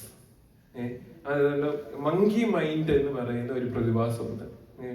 നമുക്കറിയാം, കുരങ്ങിനെ അടക്കി എവിടെങ്കിലും ഇരുത്താൻ പറ്റുമോ? മങ്കി ഒരു ബ്രാഞ്ചിൽ നിന്ന് മറ്റേ ബ്രാഞ്ചിലേക്ക്, അവിടെ നിന്ന് മറ്റേ ബ്രാഞ്ചിലേക്ക് ചാടി ഇങ്ങനെ പൊയ്ക്കൊണ്ടിരിക്കും. That's a normal monkey. If that monkey is drunken, what will happen? Cocaine bear ഒക്കെ കണ്ട സിനിമയെ കണ്ടവർക്ക് അറിയാം, അല്ലേ? മൃഗങ്ങളെ എന്തെങ്കിലും ഒരു കാര്യങ്ങൾ ഇൻടോക്സിക്കേറ്റ് ചെയ്ത് കഴിഞ്ഞാൽ പിന്നെ യാതൊരു കൺട്രോളും ഇല്ല. അന്നേരം ഈ mind is like A drunken monkey എന്നാണ് ഈ ബുദ്ധിസ്റ്റ് ഫിലോസഫിയിൽ പറയുന്നത്. ഇത് ബുദ്ധിസ്റ്റ് ഫിലോസഫിയിൽ മാത്രമല്ല, ഈ പല കാര്യങ്ങളും പല ട്രഡീഷൻസിനകത്ത് ഒരേപോലെ ഉണ്ട് എന്നുള്ളതാണ് വളരെ ഇൻട്രസ്റ്റിംഗ് ആയിട്ടുള്ള ഒരു സംഗതി. ഈ മങ്കി മൈൻഡ് എന്ന് ബുദ്ധിസ്റ്റ് ഫിലോസഫി വിളിച്ചതിനെ ഗ്രീക്ക് തിയോളജിയൻസ് വിളിച്ചത് ലോഗിസ്മോയി എന്നാണ്. Flying thoughts. നമ്മുടെ ചിന്തകൾ ഇങ്ങനെ 2 അല്ല 4 അല്ല ചിറകുകൾ വെച്ച് ഇങ്ങനെ പറന്നുകൊണ്ടേയിരിക്കും. ഈ ലോഗിസ്മോയെ കൺട്രോൾ ചെയ്യാൻ വേണ്ടിയിട്ടാണ് പിതാക്കന്മാർ കണ്ടുപിടിച്ച ഏറ്റവും നല്ല വഴി എന്ന് പറയുന്ന ജീസസ് പ്രയർ. ജീസസ് പ്രയറുമായിട്ട് ബന്ധപ്പെട്ടാണ് ഈ ഗ്രീക്ക് തിയോളജിയിൽ ലോഗിസ്മോയി ആൻഡ് ജീസസ് പ്രയർ. എന്താണ് ഈ ലോഗിസ്മോയി അല്ലെങ്കിൽ മങ്കി മൈൻഡ് എന്ന് വേണമെങ്കിൽ നമുക്ക് മനസ്സിലാക്കാം. we are in a train station and trains are going to and fro. We are watching from the platform. We are not supposed to enter the train. But usually നമ്മൾ ചെയ്യുന്നത് ഈ ട്രെയിനിനെ നമ്മുടെ ഉള്ളിലേക്ക് കയറ്റി വിടും. ഇതാണ് ഈ മങ്കി മൈൻഡ് അല്ലെങ്കിൽ ഫ്ലൈയിങ് തോട്ട്സിന്റെ പ്രത്യേകത എന്ന് പറയുന്നത്. നമുക്ക് ഈ എന്താ പറയുന്നത്, നമ്മുടെ മനസ്സിന്റെ ഒരു 5 മിനിറ്റ് നമ്മുടെ മനസ്സിന്റെ ഒരു അനാട്ടമി നമ്മളൊന്ന് നോക്കിക്കും. എന്തൊക്കെയായിരിക്കും പറയുന്നത്? നീ അത് ചെയ്തത് ശരിയായില്ല, നീ എന്നാൽ ഇത് ചെയ്തത് ശരിയായില്ല. ഇങ്ങനെ ചാടിക്കൊണ്ടേയിരിക്കും. ഇങ്ങനെ നമ്മുടെ ചിന്തകൾ ഇങ്ങനെ ഒരു ബ്രാഞ്ചിൽ നിന്ന് വേറൊരു ബ്രാഞ്ചിലേക്ക്, ഒരു ബ്രാഞ്ചിൽ നിന്ന് വേറൊരു, ആ കൂട്ടത്തിലായിരിക്കും ഇന്നലെ അവൻ എന്നെ അങ്ങനെ പറഞ്ഞു, അതിന്റെ കാരണം എന്തായിരിക്കും? ഇന്നലും അവൾ ആ പേരെന്നെ വിളിക്കാനായിട്ട് കാരണം എന്താ? ഇങ്ങനെ നമ്മൾ ചിന്തിച്ചുകൊണ്ടേയിരിക്കും. അതിന്റെ കൂടെ ആയിരിക്കും നമ്മുടെ ജോലി സ്ഥലത്ത് നമ്മുടെ കയ്യിൽ നിന്ന് എന്തെങ്കിലും ഒരു അബദ്ധം പറ്റി, അതെന്റെ ഒരു ഫെയിലുറാണ്. ഇങ്ങനെ നമ്മുടെ മനസ്സ് ഇങ്ങനെ ചാടിക്കൊണ്ടേയിരിക്കും. ഇത് 1-2 ഭാഗങ്ങളിൽ കർത്താവ് അഡ്രസ് ചെയ്യുന്നുണ്ട്. വിശുദ്ധ മത്തായിയുടെ സുവിശേഷം 6-ാം അധ്യായത്തില് ഇതിന്റെ ആങ്സൈറ്റിയെ പറ്റി പറയുന്ന ഒരു വേദഭാഗമുണ്ട്, അല്ലെ? 25 ആകാശത്തിലെ പറവകളെ നോക്കുവിൻ, അവ വിതയ്ക്കുന്നില്ല, കൊയ്യുന്നില്ല, കളപ്പുരയിൽ കൂട്ടിവെക്കുന്നില്ല, എങ്കിലും സ്വർഗസ്ഥനായ നിങ്ങളുടെ പിതാവ് അവയെ പുലർത്തുന്നു. അവയേക്കാൾ നിങ്ങൾ ഏറ്റവും വിശേഷതയുള്ളവരല്ലയോ? വിചാരപ്പെടുന്നതിനാൽ തന്റെ നീളത്തോട് 1 മുഴം കൂട്ടുവാൻ നിങ്ങൾ ആർക്ക് കഴിയും? ഉടുപ്പിനെ കുറിച്ച് വിചാരപ്പെടുന്നത് എന്ത്? വയലിലെ താമര വളരുന്നു, അത് നിരൂപിക്കുന്നില്ല, അധ്വാനിക്കുന്നില്ല, നൂൽക്കുന്നില്ല. ശലോമോൻ പോലും തന്റെ മഹത്വത്തിൽ അവയിൽ ഒന്നിനോടും ചമഞ്ഞിരുന്നില്ല എന്നുള്ളത് നാളെ അടുപ്പിലിടുന്നതുമായ വയലിലെ പുല്ലിനെ ദൈവം ഇങ്ങനെ ശമിക്കുന്നുവെങ്കിൽ അല്പവിശ്വാസികളെ നിങ്ങളെ എത്രയധികം. അവിടെ ആവർത്തിച്ചു വരുന്ന വാക്കെന്തുവാ? ആകയാൽ നാം എന്ത് തിന്നും, എന്ത് കുടിക്കും, എന്തുടുക്കും എന്നിങ്ങനെ നിങ്ങൾ വിചാരപ്പെടരുത്. ആവർത്തിച്ചു വരുന്ന വാക്ക് വിചാരപ്പെടുക എന്നുള്ളതാണ്. Why are you anxious about your cloth, about your food എന്നാണ് കർത്താവ് ചോദിക്കുന്നത്. അതിന് അവിടെ ആൻഷ്യസ് എന്നുള്ള വാക്കിന്റെ റൂട്ട് മീനിങ്ങിലേക്ക് നമ്മൾ പോയി കഴിഞ്ഞാല് ഗ്രീക്ക് ഭാഷയിൽ അതിനെ മെറിംന എന്നൊരു വാക്കാണ് അവിടെ ഉപയോഗിച്ചിരിക്കുന്നത്. ഈ മെറിംന എന്ന വാക്ക് ആങ്സൈറ്റി എന്നതിന്റെ ഗ്രീക്ക് വാക്കാണ്. പക്ഷെ അതിന്റെ ഒരു എറ്റിമോളജിക്കൽ മീനിങ് എന്താണെന്ന് ചോദിച്ചാൽ മെറിംന എന്ന് പറഞ്ഞാൽ ഡിവൈഡഡ് മൈൻഡ് എന്നാണ് അർത്ഥം. ഡിവൈഡ് അന്നേരം ഈ ഗ്രീക്ക് ഭാഷയില് ആങ്സൈറ്റി എന്ന് പറഞ്ഞാൽ അതിന്റെ അർത്ഥം ഡിവൈഡഡ് മൈൻഡ് എന്നുള്ളതാണ്. അത് ഞാൻ ഈ പറഞ്ഞ ഈ മങ്കി ചാടി നടക്കുന്നത് പോലെ നമ്മുടെ മൈൻഡ് ഡിവൈഡഡ് ആകുക, അല്ലെ? അത് അത് രണ്ടായിട്ടൊന്നും അല്ല ഡിവൈഡ് ആകുന്നത്. നമ്മുടെ മൈൻഡ് എത്ര ചേമ്പേഴ്സ് ആയിട്ടാണ് ഡിവൈഡ് ആകുന്നത് ഓരോ പ്രശ്നങ്ങൾ വരുമ്പോഴും. അല്ലെങ്കിൽ ഒരു പ്രശ്നങ്ങൾ വേണമെന്നൊന്നുമില്ല, നമ്മൾ നാച്ചുറലി നമ്മുടെ മൈൻഡ് പലതായിട്ട് ഡിവൈഡഡ് ആണ്. ഓരോ ഭാഗത്തിരുന്ന് അത് ഓരോന്ന് പറയും, മറ്റേ ഭാഗം പറയും അതല്ല ശരിയെന്ന് പറയും, അല്ലെങ്കിൽ ഇതല്ല ശരിയെന്ന് പറയും. ഇങ്ങനെ ഈ മൈൻഡ് ഡിവൈഡഡ് ആയിട്ടിരിക്കുന്ന അവസ്ഥയാണ് ആങ്സൈറ്റി എന്ന് വിളിക്കുന്നത്. ഈ ആങ്സൈറ്റിയെ ഓവർകം ചെയ്യുക എന്നുള്ളതാണ് പ്രയറിന്റെ ഏറ്റവും പ്രധാനപ്പെട്ട ഗോൾ എന്ന് പറയുന്നത്. അതുകൊണ്ട് തന്നെ ഈ പ്രയർ ഹീൽ ചെയ്യേണ്ടത് എവിടെയാണെന്ന് ചോദിച്ചാൽ നമ്മുടെ ആൻഷ്യസ് മൈൻഡിനെ ഹീൽ ചെയ്യാനായിട്ട് പ്രാർത്ഥനയ്ക്ക് പറ്റണം. അതുകൊണ്ടാണ് ഇത് തന്നെയാണ് ലൂക്കോസിന്റെ സുവിശേഷം 14-ാം അധ്യായം 10-ാം അധ്യായത്തിന്റെ അവസാന ഭാഗത്ത് മാർത്തയും മേരിയും കൂടെ ഇരിക്കുന്ന സമയത്ത് മാർത്ത പറയുന്ന കംപ്ലൈന്റ് എന്താ? എനിക്ക് ഈ ജോലികളെല്ലാം ചെയ്യാനുണ്ട്, പക്ഷെ എന്റെ സഹോദരി നിന്റെ അടുക്കൽ വന്ന് അവൾ അവിടെ വെറുതെ ഇരിക്കുകയാണ്. അന്നേരം കർത്താവ് തിരിച്ചു ചോദിക്കുന്ന എന്താ? മാർത്ത നീ പലതിനെ പറ്റി വിചാരപ്പെടുന്നു, എന്നാൽ മറിയ നല്ല അംശം തിരഞ്ഞെടുത്തിരിക്കുന്നു. അത് കഴിഞ്ഞിട്ട് പറയുന്നുണ്ട് അല്പം മതി, അല്ല ഒന്ന് മതി. ആ ഒന്ന് തിരഞ്ഞെടുക്കാൻ പറ്റുക എന്നുള്ളതാണ് നമ്മൾ ഈ പലതിനെ പറ്റിയുള്ള വിചാരപ്പെടൽ നമുക്ക് കൺട്രോൾ ചെയ്യാനായിട്ട് പറ്റുന്നത്. അന്നേരം മറിയ ചെയ്തത് എന്തുവാ? ക്രിസ്തുവിന്റെ കാൽക്കലിരുന്ന് അവൻ പറയുന്നത് കേട്ടുകൊണ്ടിരുന്നു എന്നുള്ളതാണ്. ഇതൊരു പ്രാർത്ഥനയുടെ ഇമേജും കൂടെ, അല്ലെ? നമുക്ക് പലപ്പോഴും പ്രാർത്ഥന എന്ന് പറയുമ്പോൾ നമ്മൾ അങ്ങോട്ട് പറയുന്നതാണ്. നമ്മൾ ദൈവത്തോട് പറഞ്ഞുകൊണ്ടേ ഇരിക്കുക. നമ്മൾ ദൈവത്തിൽ നിന്ന് എന്തെങ്കിലും കേൾക്കുന്നുണ്ടോ എന്നുള്ളതാണ് ഇത് ലിസണിങ് ആസ്പെക്ട് ഓഫ് പ്രയർ. അത് വളരെ പ്രധാനപ്പെട്ട സംഗതിയാണ്. അത് മിക്കവാറും എല്ലാ കൾച്ചറിലും പ്രയർ എന്ന് പറയുന്നത് നമ്മുടെ വിശ്വസും നമ്മുടെ ആവശ്യങ്ങളും എല്ലാം ദൈവത്തോട് പറയുമ്പോൾ നമുക്ക് കിട്ടുന്ന ഒരു ആത്മശാന്തി ഉണ്ടല്ലോ. അത് മാത്രമല്ല, ഈ പറഞ്ഞു കഴിഞ്ഞിട്ട് അവിടുന്ന് ഇങ്ങോട്ട് പറയുന്നതും കൂടെ കേൾക്കാനായിട്ട് കഴിയും. ഇനി അവിടുന്ന് ഇങ്ങോട്ട് പറയുന്നത് കേൾക്കണമെന്നുണ്ടെങ്കിൽ എന്ത് വേണം? ഈ അങ്ങോട്ട് പറയുന്നത് നിർത്തണം. അങ്ങോട്ട് പറയുന്നത് നിർത്തുമ്പം നമ്മൾ ശാന്തമാകും, നമ്മൾ സൈലന്റ് ആകും. Then the important part of prayer is to be silent. ശാന്തമായിട്ടിരിക്കുക, മിണ്ടാതിരിക്കുക. ഒരു ദൈവസന്നിധിയിൽ ഒന്നും പറയണ്ട. അങ്ങനെ ഒന്നും പറയാതിരിക്കുമ്പം 1-2 കാര്യങ്ങൾ നടക്കും. ഈ പുറമേ ഒന്ന് വായ അടയ്ക്കാനുണ്ടെങ്കിൽ നമുക്ക് നമ്മുടെ ഉള്ളിനെ തന്നെ നമുക്ക് കേൾക്കാനായിട്ട് കഴിയും. നമ്മുടെ അകത്ത് നടക്കുന്ന ഒരു വർത്താനമുണ്ട്, അല്ലേ? അത് മനസ്സിലാക്കണമെന്നുണ്ടെങ്കിൽ പുറമേ നമ്മൾ സൈലന്റ് ആക്കണം. ഇനി അങ്ങനെ അകത്ത് കിടക്കുന്ന വർത്താനങ്ങൾ കേട്ടാലേ ഈ അകത്തെ സൈലന്റ് ആക്കാൻ പറ്റത്തുള്ളൂ. The outer silence will lead us to the inner silence. That inner silence lead us to listening our God. ഇത് ഇച്ചിരി പ്രാക്ടീസ് ചെയ്യേണ്ട ഒരു കാര്യം. അതുകൊണ്ട് ഞാൻ എപ്പോഴും പറയും, നോമ്പ് കാലം എന്ന് പറഞ്ഞാൽ എല്ലാ മനുഷ്യരും ഒരു 5 or 10 minutes ഒന്നും ചെയ്യാതെ, ഒന്നും മിണ്ടാതെ സൈലന്റ് ആയിട്ട് ഇരിക്കാനായിട്ട് ട്രെയിൻ ചെയ്യേണ്ട ഒരു സമയമാണ്. നമ്മളെ കൊണ്ട് പ്രത്യേകിച്ച് ഇപ്പോഴത്തെ ഈ ഒരു ഡിജിറ്റൽ യുഗത്തിൽ അത് വലിയ പാടുള്ള ഒരു സംഗതിയാണ്. നമ്മൾ ഭയങ്കര നോയ്സി ആയിട്ടൊരു വേൾഡിലാണ് നമ്മൾ താമസിക്കുന്നത്, നമ്മൾ ഇരിക്കുന്നത്, അല്ലേ? ഒരു തരത്തിൽ അല്ലെങ്കിൽ മറ്റൊരു തരത്തിലുള്ള ശബ്ദമാണ്, നോയ്സ് ആണ് അത്. എന്താ പറയുക, ശബ്ദമെന്ന് മാത്രമല്ല ദൃശ്യങ്ങളായിട്ടും എല്ലാം നമ്മളെ ഇങ്ങനെ നിറച്ചുകൊണ്ടിരിക്കുക. ഈ അടുത്തിടയ്ക്ക് ഒരു മനുഷ്യൻ ഒരു ദിവസം അവന്റെ ഉള്ളിലേക്ക് എടുക്കുന്ന ഇൻഫർമേഷൻസിനെ ബൈറ്റായിട്ട് അളന്നു കഴിഞ്ഞാൽ 25 GB in the minimum, at the maximum of 80 GB വരെ വരാം. അല്ലേ? ഒരു നമ്മുടെ കയ്യിലിരിക്കുന്ന ഫോണിന്റെ മെമ്മറി കപ്പാസിറ്റി അത്. അന്നേരം അത്രയും അളവിലുള്ള ഇൻഫർമേഷൻസ് ആണ് നമ്മളെ ചെവിയിലൂടെയും വായിലെ കണ്ണിലൂടെ എല്ലാം നമ്മുടെ ഉള്ളിലേക്ക് പോകുന്നത്.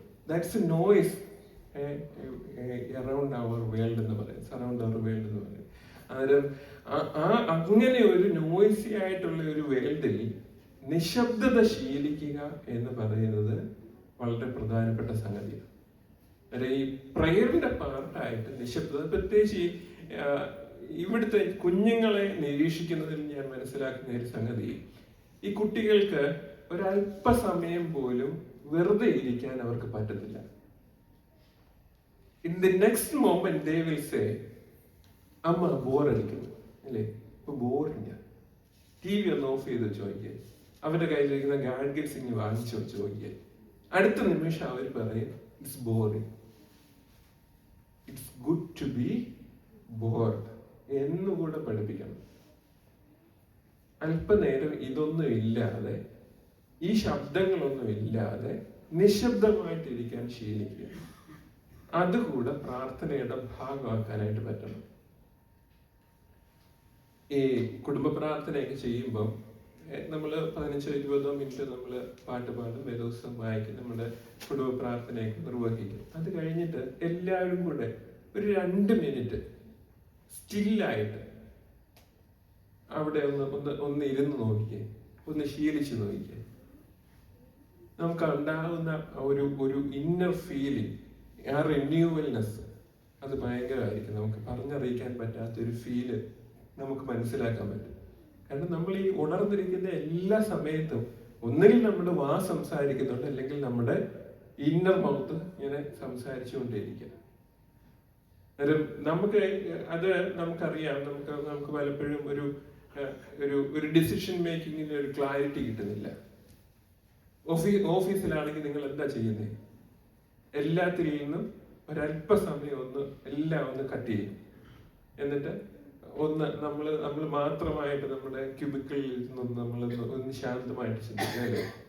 That makes us more clear. ശാന്തതയുണ്ടെങ്കിലേ നമ്മൾക്ക് നമ്മളെ തന്നെ കാണാനുള്ള ഒരു ക്ലാരിറ്റി കിട്ടത്തുള്ളൂ. ഒരു ഗ്ലാസ്സിനകത്ത് മഡി വാട്ടർ എടുത്ത് വെച്ചിട്ട് ആ ഗ്ലാസ്സിനെ എപ്പോഴും നമ്മളിങ്ങനെ അജിറ്റേറ്റ് ചെയ്തുകൊണ്ടിരിക്കുക. ഇതാണ് നമ്മുടെ റെഗുലർ ലൈഫിൽ നടക്കുന്നത്. ആ ഗ്ലാസ് ഒരു കുറച്ച് നേരത്തേക്ക് ഒരു ടേബിളിൽ അവിടെ വെക്കുക, മാറി നിൽക്കുക, പതിയെ ആ മഡ് അടങ്ങും.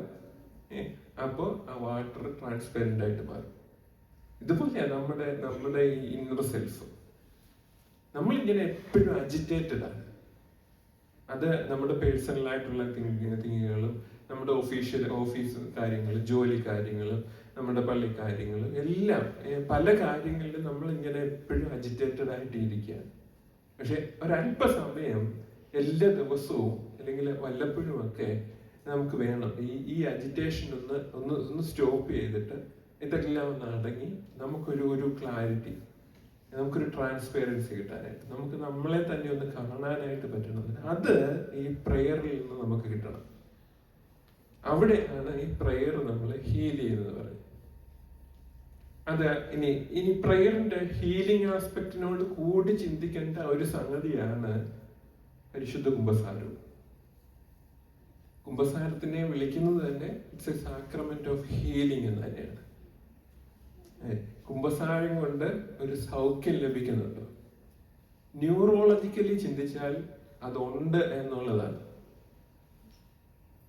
ഈ ന്യൂറോളജിക്കലി ചിന്തിക്കുമ്പോൾ നമ്മുടെ തലച്ചോറിന് ഒരു ഒരു ഒരു പ്രത്യേക ക്യാരക്ടറിനെ പറ്റി പറയും, ന്യൂറോപ്ലാസ്റ്റിസിറ്റി എന്ന് പറയും. നമ്മളൊക്കെ വിചാരിച്ചിരിക്കുന്നത് നമ്മൾ പ്രായമാകുമ്പോൾ നമ്മുടെ ബ്രെയിൻ ഡിക്ലൈൻ ചെയ്തുകൊണ്ടിരിക്കുക അല്ലെ. നമ്മൾ പ്രായം ഈ ഓരോന്നൊക്കെ മറക്കാൻ തുടങ്ങി പ്രായമായതിൻ്റെയാ എന്ന് നമ്മൾ പറയും അല്ലേ. 40 കഴിയുമ്പോഴത്തേക്ക് നമ്മളിങ്ങനെ പറഞ്ഞു തുടങ്ങും. അത് സത്യമല്ല എന്നുള്ളതാണ് ന്യൂറോളജിയിൽ പറയുന്നത്. Even you are in 80s or 90s, if you are doing some brain exercise, you can do more thing with your brain. അതാണ് ന്യൂറോളജി പഠിപ്പിക്കുന്നത്. ബ്രെയിൻ എക്സർസൈസ് ചെയ്യണം. ബ്രെയിൻ എക്സർസൈസ് എന്ന് പറയുന്നത് ഈ ക്രോസ് വേർഡ് പസിൽ പോലെയുള്ള അങ്ങനെയുള്ള നമ്മുടെ തലച്ചോറ് കൊണ്ട് ചിന്തിക്കേണ്ട കാര്യങ്ങൾ. നമ്മൾ ഏറ്റവും പ്രധാനപ്പെട്ട ഒരു കാര്യം ഇന്നത്തെ ലോകത്തിനില്ലാത്ത കൈകൊണ്ട് എഴുതുക. കൈകൊണ്ട് എഴുതുന്നത് നമ്മുടെ തലച്ചോറിനെ ബിൽഡപ്പ് ചെയ്യുന്ന ഒരു സംഗതിയാണ്. ഇനി വലതേ കൈകൊണ്ട് എഴുതുന്നവർ ഇടത് കൈകൊണ്ട് എഴുതാമെന്നുണ്ടെങ്കിൽ അത് തലച്ചോറിനെ സ്റ്റിമുലേറ്റ് ചെയ്യുന്ന ഒരു പരിപാടിയാണ്. അതൊരു പുസ്തക വായന ഈ ദൃശ്യ മാധ്യമങ്ങളിൽ കൂടിയതിനു ശേഷം പുസ്തക വായന കുറഞ്ഞു. പുസ്തക വായനയും ഒരു ബ്രെയിൻ എക്സർസൈസാണ്. അതുപോലുള്ള ബ്രെയിൻ എക്സർസൈസുകൾ ചെയ്തുകൊണ്ടേ ഇരിക്കാമെങ്കിൽ നിങ്ങൾ 80 ആയാലും 90 ആയാലും നിങ്ങളുടെ മെമ്മറി പോകത്തില്ല. അതെന്തുകൊണ്ട് പറ്റുന്നു എന്ന് ചോദിച്ചാൽ ഈ ന്യൂറോപ്ലാസ്റ്റിസിറ്റി കൊണ്ടാണ്. നമ്മുടെ ന്യൂറോൺസുകളെ നമ്മൾ സ്റ്റിമുലേറ്റ് ചെയ്തുകൊണ്ടിരുന്നു കഴിഞ്ഞാൽ ഏത് സമയവും പുതിയ കാര്യങ്ങൾ പഠിക്കാനും നമ്മുടെ മെമ്മറിയെ വർദ്ധിപ്പിക്കാനും പറ്റും എന്നുള്ളതാണ് ന്യൂറോളജി പഠിക്കുന്നത്. ആ ന്യൂറോപ്ലാസ്റ്റിസിറ്റിയുടെ പ്രിൻസിപ്പിൾ വെച്ച് നോക്കിക്കഴിഞ്ഞാൽ കൺഫഷൻ എന്താ ചെയ്യുന്നത്?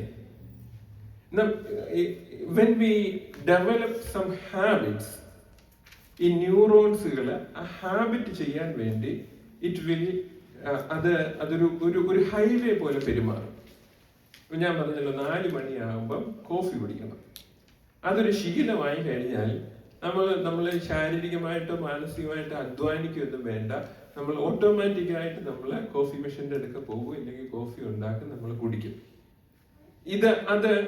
അതാണ് ഈ ബ്രെയിനിന്റെ പ്രത്യേകത എന്ന് പറഞ്ഞാൽ നമ്മളൊരു ഹാബിറ്റ് മേക്ക് ചെയ്ത് കഴിഞ്ഞാൽ ആ ഹാബിറ്റ് ചെയ്യാൻ വേണ്ടിയിട്ട് ഈ ശരീരത്തിന്റെ അധികം ഊർജം എടുക്കാതെ തന്നെ, എനർജി എടുക്കാതെ തന്നെ അത് ചെയ്യാനുള്ള ഒരു ഒരു ഒരു ഒരു ഒരു ഹൈവേ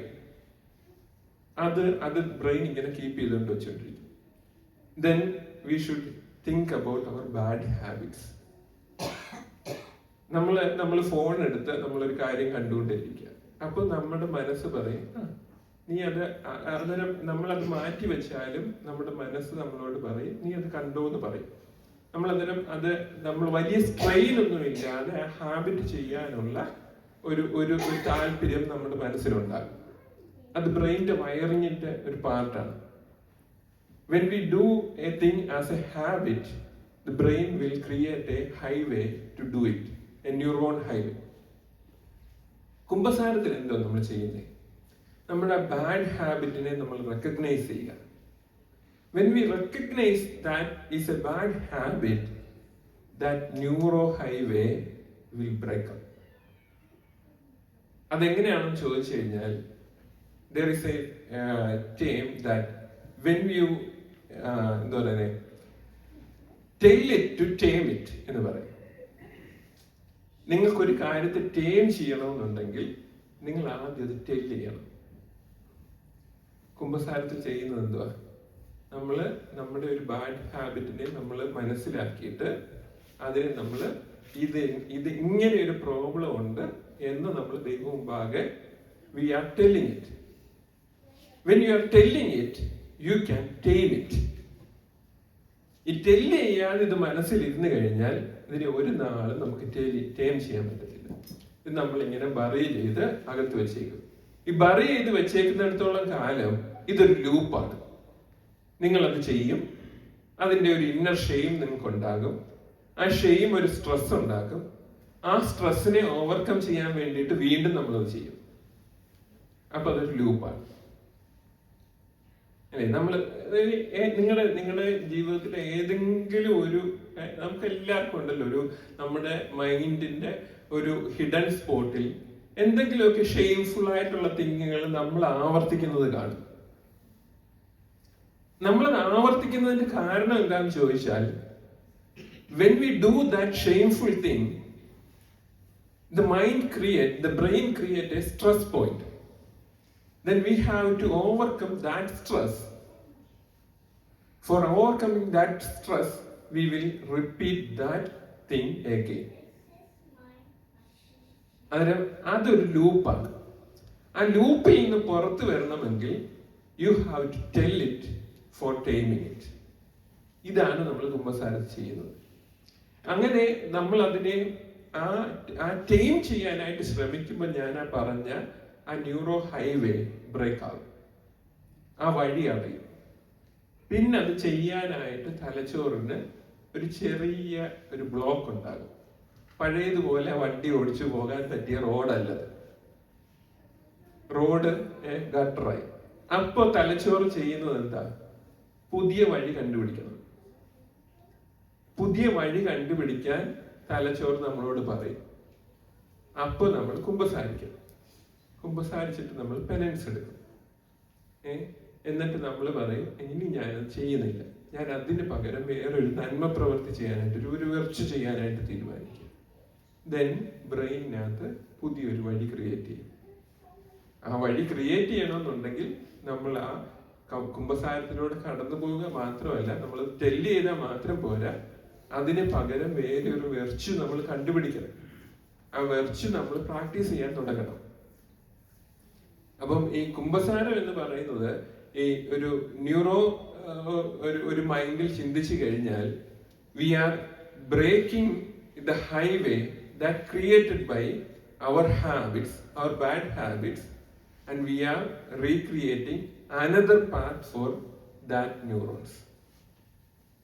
ഈ സിനാപ്സിസ് പ്രൂൺ ചെയ്യുക എന്ന് പറയും. ഈ ന്യൂറോ സിനാപ്സിസ് ആണ് നമ്മളെ കൊണ്ട് ഓരോന്ന് ചെയ്യാനായിട്ടുള്ള സിഗ്നൽസ്. ഒരിടത്ത് നമ്മളിപ്പം കൈ കൊണ്ടൊരു കാര്യം ചെയ്യണമെന്നുണ്ടെങ്കിൽ കൈയുടെ അറ്റത്ത് നിന്ന് ആ സിഗ്നല് തലച്ചോറിൽ പോകണം, തലച്ചോറിൽ തിരിച്ച് കൈയുടെ അറ്റത്ത് വരണം. അതാണ് ഹൈവേ എന്ന് പറയുന്നത്. ആ ന്യൂറോ സിനാപ്സിസിനെ പ്രൂൺ ചെയ്യാമെന്നുണ്ടെന്നുണ്ടെങ്കിൽ നമ്മൾ ആ ചെയ്തുകൊണ്ടിരിക്കുന്ന ആക്ടിവിറ്റി സ്റ്റോപ്പ് ചെയ്തിട്ട് പുതിയ ആക്ടിവിറ്റിയിലേക്ക് നമ്മൾ പോകും. കുമ്പസാരത്തിന്റെ ഒരു ന്യൂറോളജിക്കൽ എഫക്റ്റ് അതാണ്. അത് നമ്മൾ സീരിയസ് ആയിട്ട് എടുക്കുകയും അത് പ്രാക്ടീസ് ചെയ്യാൻ ശ്രമിക്കുകയും ചെയ്തു കഴിഞ്ഞാൽ that's a healing for our brain. അതാണ് പ്രാർത്ഥന കൊണ്ടൊന്നുള്ള ഹീലിംഗ് എഫക്റ്റുകൾ എന്ന് പറയുന്നത്. അന്നേരം നമ്മള് ഉപവാസത്തെ കണ്ടു, പ്രാർത്ഥനയെ കണ്ടു. ഇനി നമുക്ക് ആംസ് ഗിവിങ്ങിലേക്ക് പോകാം. ഈ ആംസ് ഗിവിങ്ങിനെ ഒരു സൈക്കോളജിക്കൽ ആയിട്ട് നമ്മൾ സമീപിക്കാന്നുണ്ടെങ്കിൽ, ആംസ് ഗിവിങ് എന്ന് പറയുന്നത് അഡ്രസ് ചെയ്യുന്നത് മനുഷ്യന്റെ ഒരു മെയിൻ പ്രോബ്ലത്തെയാണ്. അത് നമുക്ക് എല്ലാവർക്കും ഉള്ള ഒരു പ്രോബ്ലമാണ്. പ്രത്യേകിച്ച് ഇപ്പോഴത്തെ ജനറേഷൻ അത് ഇച്ചിരി കൂടുതലാണ് എന്നുള്ളതാണ് എൻ്റെ ഒരു കാഴ്ചപ്പാട്. ഈഗോ സെൻട്രിസം ഇല്ലെങ്കിൽ നാർസിസ്റ്റ് മൈൻഡ് എന്ന് വേണമെങ്കിൽ പറയാം, അല്ലെ? എന്തുവാ ഈഗോ സെൻട്രിസം അല്ലെങ്കിൽ നാർസിസ്റ്റ് മൈൻഡ് എന്ന് മലയാളത്തിൽ അതിനെ ആത്മരതി എന്നാണ് വിളിക്കുന്നത്. നമ്മൾ നമ്മളിലേക്ക് തന്നെ നോക്കിക്കൊണ്ടിരിക്കുക. നമ്മുടെ കാര്യങ്ങൾ, നമ്മൾ ചെയ്യുന്നത്, നമുക്കുള്ളത്, അതിനെപ്പറ്റി മാത്രം ചിന്തിച്ചുകൊണ്ടിരിക്കുക. അതിൽ നിന്ന് മാറി പുറത്തേക്ക് നമ്മുടെ കാഴ്ചകൾ പോകണം. അല്ലെങ്കിൽ ദാനധർമ്മങ്ങൾ ഞാൻ ചെയ്തു കൊടുക്കുന്ന ഇത്രാമത്തെ ഇന്നത്തെ കാര്യമാണ് എന്ന് പറഞ്ഞ് വലിയ പടം എടുത്ത്, ഇല്ലെങ്കിൽ ഇപ്പൊ പടം എടുത്ത് പത്രത്തിലിടണ്ട, നേരെ ഫേസ്ബുക്കിലേക്കും ഇൻസ്റ്റാഗ്രാമിലേക്കും പോയി കഴിഞ്ഞാൽ മതി. പിന്നെ അത് ലോകം മുഴുവൻ കാണും. അതിന് 1000 ലൈക്കായി, 10,000 കമന്റായി. അപ്പോഴത്തേക്ക് ഞാൻ സൂപ്പർ പ്രൊജക്റ്റഡായി. എന്ത് ഇല്ലാതാക്കാൻ ഈഗോ ഇല്ലാതാക്കാൻ വേണ്ടിയിട്ടാണ് ആംസ് ഗിവിങ് ചെയ്യണമെന്ന് ആഗ്രഹിക്കുന്നത്. പക്ഷെ at the end ego is become like A balloon. അതാണ് ഈ ആംസ് ഗിവിങ്ങിനകത്തുള്ള അപകടം എന്ന് പറയുന്നത്. അതിലൊരു സൊല്യൂഷൻ ഉണ്ട്. അതിന്റെ സൊല്യൂഷൻ എന്താണെന്ന് ചോദിച്ചു കഴിഞ്ഞാൽ, കൊടുക്കുന്നത് നിങ്ങളാണെന്നും വാങ്ങിക്കുന്നത് ആരാണെന്നും ആരും അറിയാൻ പാടില്ല. Give it anonymously and make the receiver also anonymous. ഇച്ചിരി പാടുള്ള കാര്യം. ഞാൻ കൊടുക്കുന്നത് ആരും അറിയുന്നില്ലെങ്കിൽ പിന്നെ ഞാൻ എന്തിനാ കൊടുക്കുന്നതെന്ന് ചിന്തിക്കുന്നവരാ കൂടുതൽ, അല്ലേ? ഞാൻ കൊടുക്കുന്നത് ഇന്ന ആൾക്കാണെന്ന് അറിഞ്ഞില്ലെങ്കിൽ പിന്നെ ഞാൻ എന്തിനാ കൊടുക്കുന്നത് എന്നാണ് എല്ലാവരും ചിന്തിക്കുന്നത്. അല്ലെ? നമ്മൾക്ക് എനിക്കറിയാം, ഒരാള് സീസൺ മാറി, ഓരോ സീസണിൽ ഇങ്ങനെ ഡ്രസ്സ് മാറിക്കൊണ്ടേയിരിക്കും. ഓരോ സീസൺ കഴിയുമ്പോൾ ആ ഡ്രസ്സ് എടുത്ത് മാറ്റി വെക്കും. ഒരു വർഷം കഴിയുമ്പോൾ ഒരു വലിയ സൂട്ട് കേസ് നിറച്ചുള്ള ഡ്രസ്സ് കാണും. ഇത് കൊണ്ടുപോയി പാവപ്പെട്ടവർക്ക് കൊടുക്കും. അവിടെ വരെ കുഴപ്പമൊന്നുമില്ല. കഴിഞ്ഞിട്ട് ഈ പാവപ്പെട്ടവർ ആ ഡ്രസ്സ് ഇട്ടുകൊണ്ട് വരുമ്പം ഇവര് കൂട്ടുകാർ തമ്മിൽ പറയും, എടി നോക്കത് നല്ല ഡ്രസ്സല്ലേ, ഞാൻ കൊടുത്തേ കഴിഞ്ഞ വർഷം ഇല്ലേ. കൊടുത്തതിന്റെ എഫക്റ്റ് അവിടെ തീർന്നു. അതാണ് ഈ ഈഗോസെൻട്രിസം നമ്മുടെ നമ്മുടെ നമ്മുടെ ദാനത്തെ, നമ്മുടെ ദാനധർമ്മത്തെ തന്നെ നശിപ്പിച്ചു കളയും. അപ്പം ഈ കൊടുക്കുന്നത് 4 പേര് അറിയാതെ അനോണിമസ് ആയിട്ട് കൊടുക്കാന്, സ്വീകരിക്കുന്നവരെയും അനോണിമസ് ആയിട്ട് തന്നെ വെക്കാനും ശീലിപ്പിക്കാമോ? അപ്പൊ നമുക്ക് ആ ഒരു ഹീലിംഗ് എഫക്റ്റ് കിട്ടും. അത് നമ്മൾ പ്രാക്ടീസ് ചെയ്യേണ്ട ഒരു സംഗതിയാണ്. ആംസ് ഗിവിങ്ങുമായിട്ട് ബന്ധപ്പെട്ട് നമ്മൾ പ്രാക്ടീസ് ചെയ്യേണ്ട ഒരു സംഗതിയാണ്. ദെൻ അത് അടുത്തൊരു സ്റ്റെപ്പ് ഉണ്ട്, you give until you bleed എന്ന് പറയും. നിങ്ങൾക്ക് നഷ്ടം വരുന്നത് വരെ നിങ്ങൾക്ക് കൊടുക്കാൻ പറ്റുമോ? അത് കൊടുത്ത ഒരാളേ ഉള്ളൂ. അത് അയാൾ കുരിശിലാണ് കൊടുത്തത്. He gave himself until he bleed. അതാണ് ആംസ് ഗിവിങ്ങിന്റെ ഏറ്റവും മഹത്തായ മാതൃക എന്ന് പറയുന്നത്. അന്നേരം അങ്ങനെ കൊടുക്കാമെന്നുണ്ടെങ്കിൽ അത് നമുക്കൊരു ഹീലിംഗ് എഫക്റ്റ് വരും.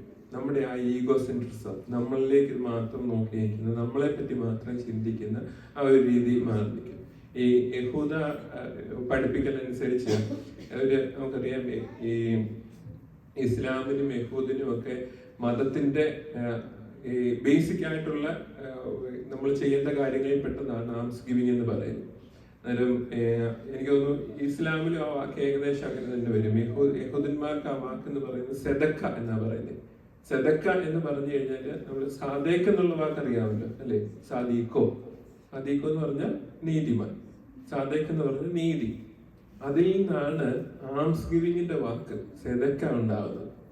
എന്ന് പറഞ്ഞാൽ ദാനമല്ല, ദാറ്റ്സ് റൈറ്റ് ടു ഗീവ് എന്നുള്ളതാണ്. യഹൂദിനെ സംബന്ധിച്ചിടത്തോളം കൊടുക്കുക എന്ന് പറയുന്നത് it's your right, it's not your generosity towards others, it's your right to give. ദാനധർമ്മത്തിന്റെ ബേസിക് അതാണ്. നിങ്ങളുടെ ഔദാര്യം കൊണ്ട്, നമ്മുടെ ഔദാര്യം കൊണ്ടല്ല നമ്മൾ കൊടുക്കേണ്ടത്. നമ്മൾ കൊടുക്കേണ്ടത് നമ്മൾ നല്ലവരാണെന്ന് പറയിപ്പിക്കാൻ വേണ്ടിയിട്ടല്ല. നമ്മൾ കൊടുക്കേണ്ടത്, കൊടുക്കുക എന്ന് പറയുന്നത്, ദാനം ചെയ്യുക എന്ന് പറയുന്നത് നമ്മൾ ദൈവത്തിന്റെ നീതിയെ നിർവഹിക്കുന്നവരായതുകൊണ്ടാണ് നമ്മൾ കൊടുക്കണമെന്ന് പറയുന്നത്. അപ്പൊ അതാണ് ഈ നോർമൽ ആംസ് ഗിവിങ്ങും റൈറ്റ്ഫുൾ ആയിട്ടുള്ള ആംസ് ഗിവിങ്ങും തമ്മിലുള്ള വ്യത്യാസം എന്ന് പറയുന്നത്. അതായത് നോമ്പിൽ അങ്ങനെ കൊടുക്കാനായിട്ട് നമുക്ക് ശീലിച്ചു കഴിഞ്ഞാൽ അത് നമ്മളെ ഹീൽ ചെയ്യാനായിട്ട് പറ്റും. നമ്മുടെ ഈഗോസെൻട്രിസത്തെ, നമ്മുടെ ആ ഞാൻ എന്നുള്ള ബോധത്തെ ഹീൽ ചെയ്യാനായിട്ട് ദാനധർമ്മം നമ്മളെ സഹായിക്കും. അങ്ങനെയാണെന്നുണ്ടെങ്കിൽ ഇത് മൂന്നും കൂടെ ചേർത്തെടുത്ത് കഴിഞ്ഞാൽ നോമ്പ് നമ്മളെ ഹീൽ ചെയ്യാനായിട്ട് പറ്റുന്നുണ്ട് എന്നുള്ളത് നമ്മളെ തന്നെ ഒന്ന് വീണ്ടും വിചാരിക്കുന്നത് നല്ലതായിരിക്കും. ഇനി ഒരു കാര്യം പറഞ്ഞുകൊണ്ട് ഞാനിത് ഈ ചിന്തകൾ അവസാനിപ്പിക്കാം. നമ്മൾ ഏറ്റവും അവസാനം നോമ്പില് ഈ ഒരു ചിന്തകളുടെ അടിസ്ഥാനം എന്താ? ഇതുകൊണ്ടാണ് നോമ്പിൽ നമ്മൾ ഹീലിംഗ് മിറക്കിൾസ് ആവർത്തിച്ച് വായിക്കുന്നത് അല്ലെ? നോമ്പില് 2, 3, 4, 5 ഞായറാഴ്ചകളിൽ ഹീലിംഗ് മിറക്കിൾസ് ആണ് നമ്മൾ വായിക്കുന്നത്. എന്നിട്ട് ഈ 5ാമത്തെ ഞായറാഴ്ചയിൽ, കഴിഞ്ഞ ആഴ്ചയിലത്തെ ഹീലിംഗ് മിറക്കിളിന്റെ പ്രത്യേകത എന്തുവാ? അത് ഹീലിംഗിനേക്കാൾ ഉപരി അത് അവസാനിക്കുമ്പോൾ എന്താ കർത്താവ് പറഞ്ഞുകൊണ്ട് അവസാനിക്കുന്നത്? നിങ്ങൾ കാണുന്നു എന്ന് പറയുന്നത് കൊണ്ട് നിങ്ങളുടെ പാപം നിലനിൽക്കുന്നു എന്നാ പറയുന്നത് അല്ലെ? യോഹന്നാന്റെ സുവിശേഷം 9-ാം അധ്യായത്തിന്റെ ലാസ്റ്റ് വാചകം എന്തുവാ? നിങ്ങൾക്ക് പാപം നിങ്ങൾ കുരുടരായിരുന്നു എങ്കിൽ നിങ്ങൾക്ക് പാപമില്ലായിരുന്നു, എന്നാൽ ഞങ്ങൾ കാണുന്നു എന്ന് നിങ്ങൾ പറയുന്നത് കൊണ്ട് നിങ്ങളുടെ പാപം നിലനിൽക്കുന്നു. ഈ ഹീലിംഗുമായിട്ട് ബന്ധപ്പെട്ടുള്ള ഏറ്റവും അടിസ്ഥാനപരമായ പ്രോബ്ലം എന്താണെന്ന് ചോദിച്ചു കഴിഞ്ഞാൽ, ഹീലിംഗ് വേണമെങ്കിൽ എന്ത് വേണം? We should recognise that we are sick. രോഗമുണ്ട് എന്നുള്ള ചിന്തയില്ലാതെ ഹീലിംഗ് വരത്തില്ല. ആ ഈ സെന്റ് ജോൺ ചാപ്റ്റർ 9 ഈ കാഴ്ചയുണ്ടെന്ന് പറയുന്ന യഹൂദന്മാരാണ് യഥാർത്ഥ ബ്ലൈൻഡ് എന്ന് ആർഗ്യൂ ചെയ്ത് അവിടെ ക്രിസ്തു സ്ഥാപിക്കുക ചെയ്യുന്നത്. രണ്ടു കൂട്ടരാണ് അവിടെ ബ്ലൈൻഡ് ആയിട്ടിരുന്നത്. ഒന്ന്, ആദ്യം ഡിസൈപ്പിൾസ് ബ്ലൈൻഡ് ആയിരുന്നു.